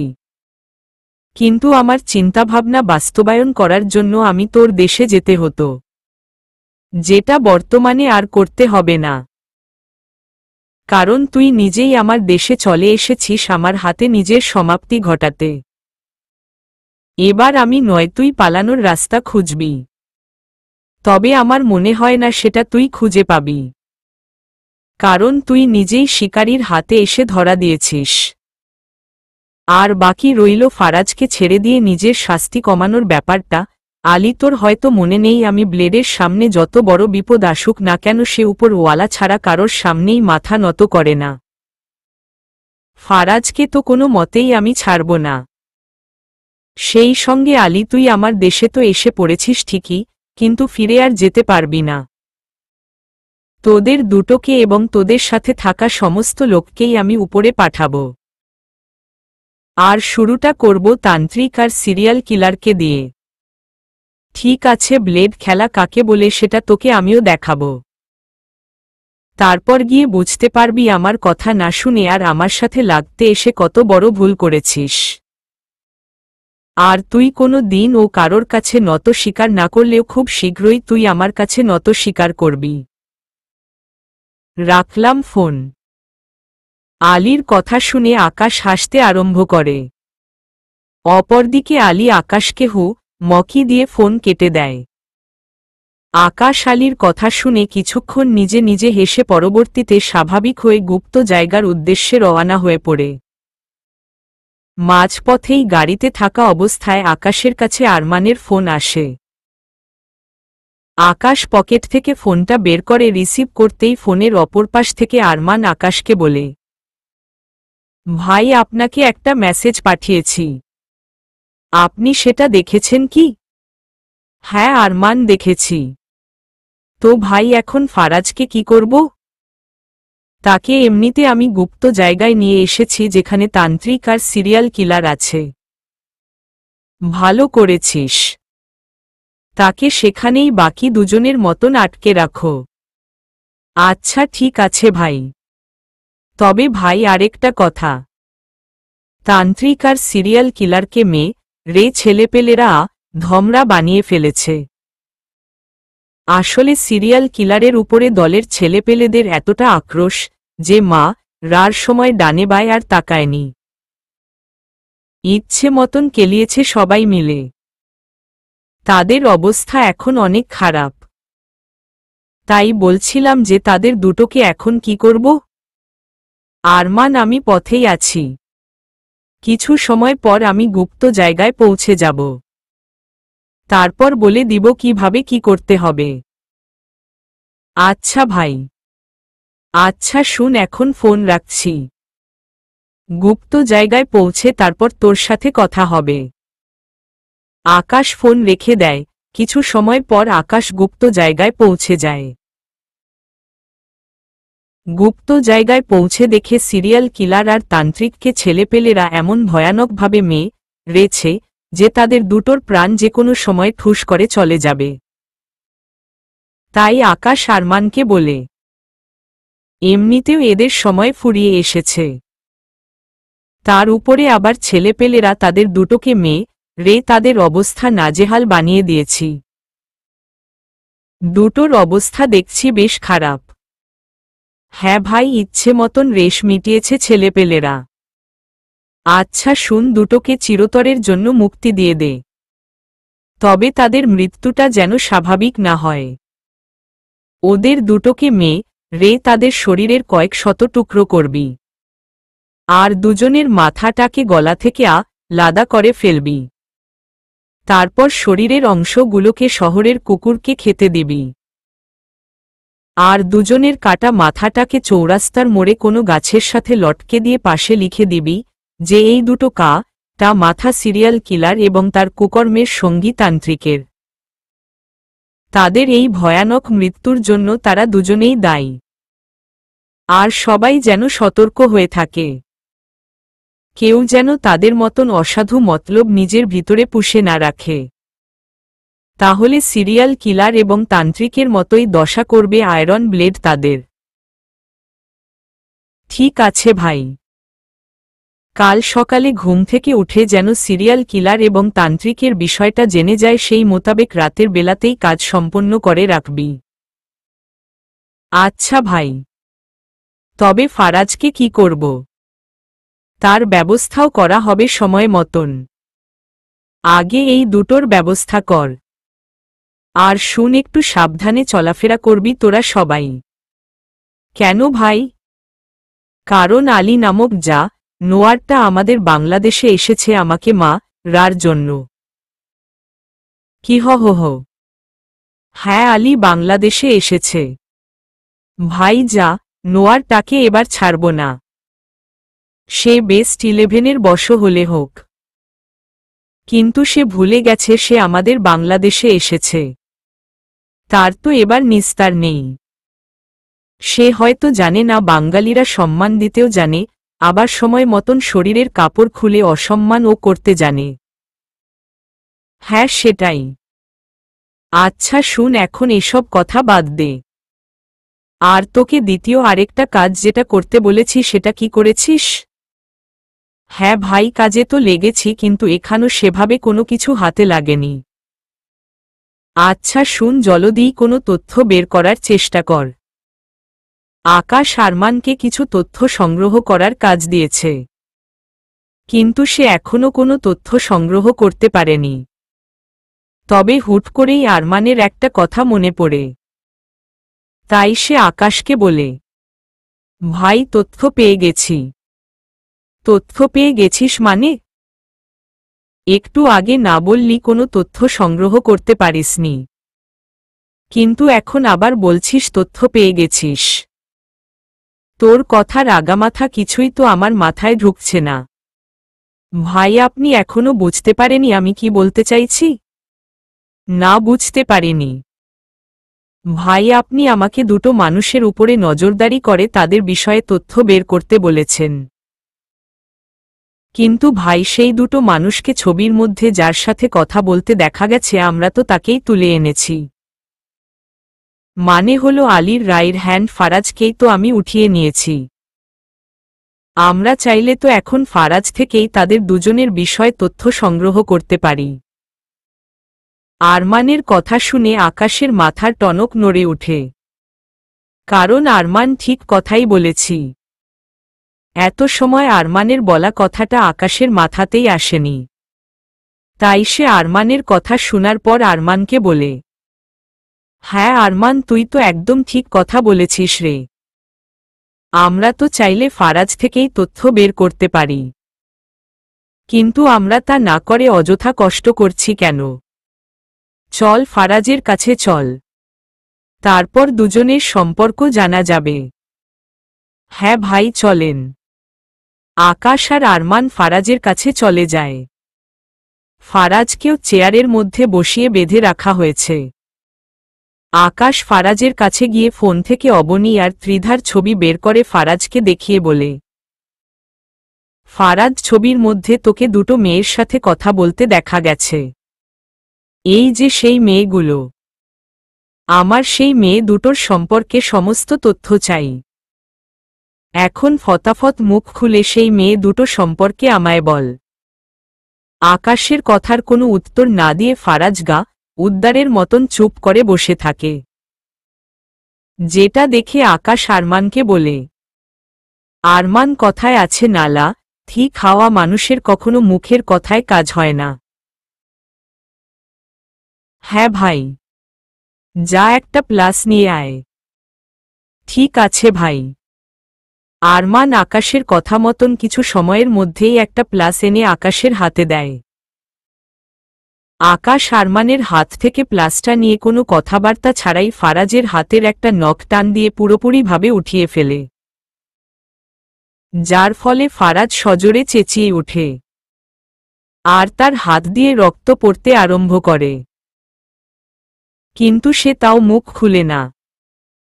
তবে আকাশ ভালো করেই জানে মানুষের মুখ কি করে খুলতে হয়। আকাশ এরপর একে একে ফারাজের আরও দুটো নখ প্লাস দিয়ে টেনে পুরোপুরিভাবে উঠিয়ে ফেলে, যার ফলে ফারাজ আর আকাশের টর্চার আর হস করতে না পেরে নিজেই আকাশের কাছে মুখ খুলতে রাজি হয়। আকাশ প্লাসটা আরমানে হাতে দিয়ে বলে, আগে যদি রাজি হয়ে যেতি তাহলে 3টা নখ তোর বেঁচে যেত। তবে যাক, মুখ যেহেতু দেরি করাই তোর সাজা তুই পেয়েছিস। এবার বল, এই মেয়েটার সাথে তোদের কি সম্পর্কে? আকাশ প্রথমে ত্রিধার আর ফারাজ দাঁড়িয়ে কথা বলা অবস্থায় তোলা ছবিটা দেখিয়ে ত্রিধার সম্পর্কে ফারাজকে জিজ্ঞাসা করে। ফারাজ আকাশের কথার প্রত্যুত্তরে যা বলে সেটা শুনে আকাশের হুঁশ উড়ে যায়। তবে আকাশ নিজেকে সামনে নিয়ে পরবর্তীতে অবনীর সাথে কথা বলা অবস্থায় তোলা ছবিটা দেখিয়ে ফারাজকে বলে, ওই মেয়ের বিষয়টা বুঝলাম, কিন্তু এই মেয়ের সাথে তোদের কি সম্পর্ক? আকাশের দ্বিতীয় প্রশ্নের জবাবে ফারাজ অবনীর সম্পর্কে আকাশকে যা বলে সেটা শোনার পর আকাশ যেন নিজের মধ্যে নেই। আকাশ পুরো হতভম্ব হয়ে গেছে, কারণ আকাশ কোনো দিন ও কল্পনা করেনি তাকে এতদিন ধরে ধোঁকা দেওয়া হচ্ছিল। তার উপরে সে এতদিন জানত তার ঘনিষ্ঠ প্রতিদ্বন্দ্বী একজন, কিন্তু সে একদম পরিশেষে এসে দেখছে ত্রিধা আর অবনী দুজনেই তার প্রতিদ্বন্দ্বী, এবং দুজনেই আলীর সাথে মিলিত হয়ে ভাবে তার বিরুদ্ধে ষড়যন্ত্র করে তাকে শেষ করার পরিকল্পনা নিজেদের ভিতরে পুষে রেখেছে। চলবে।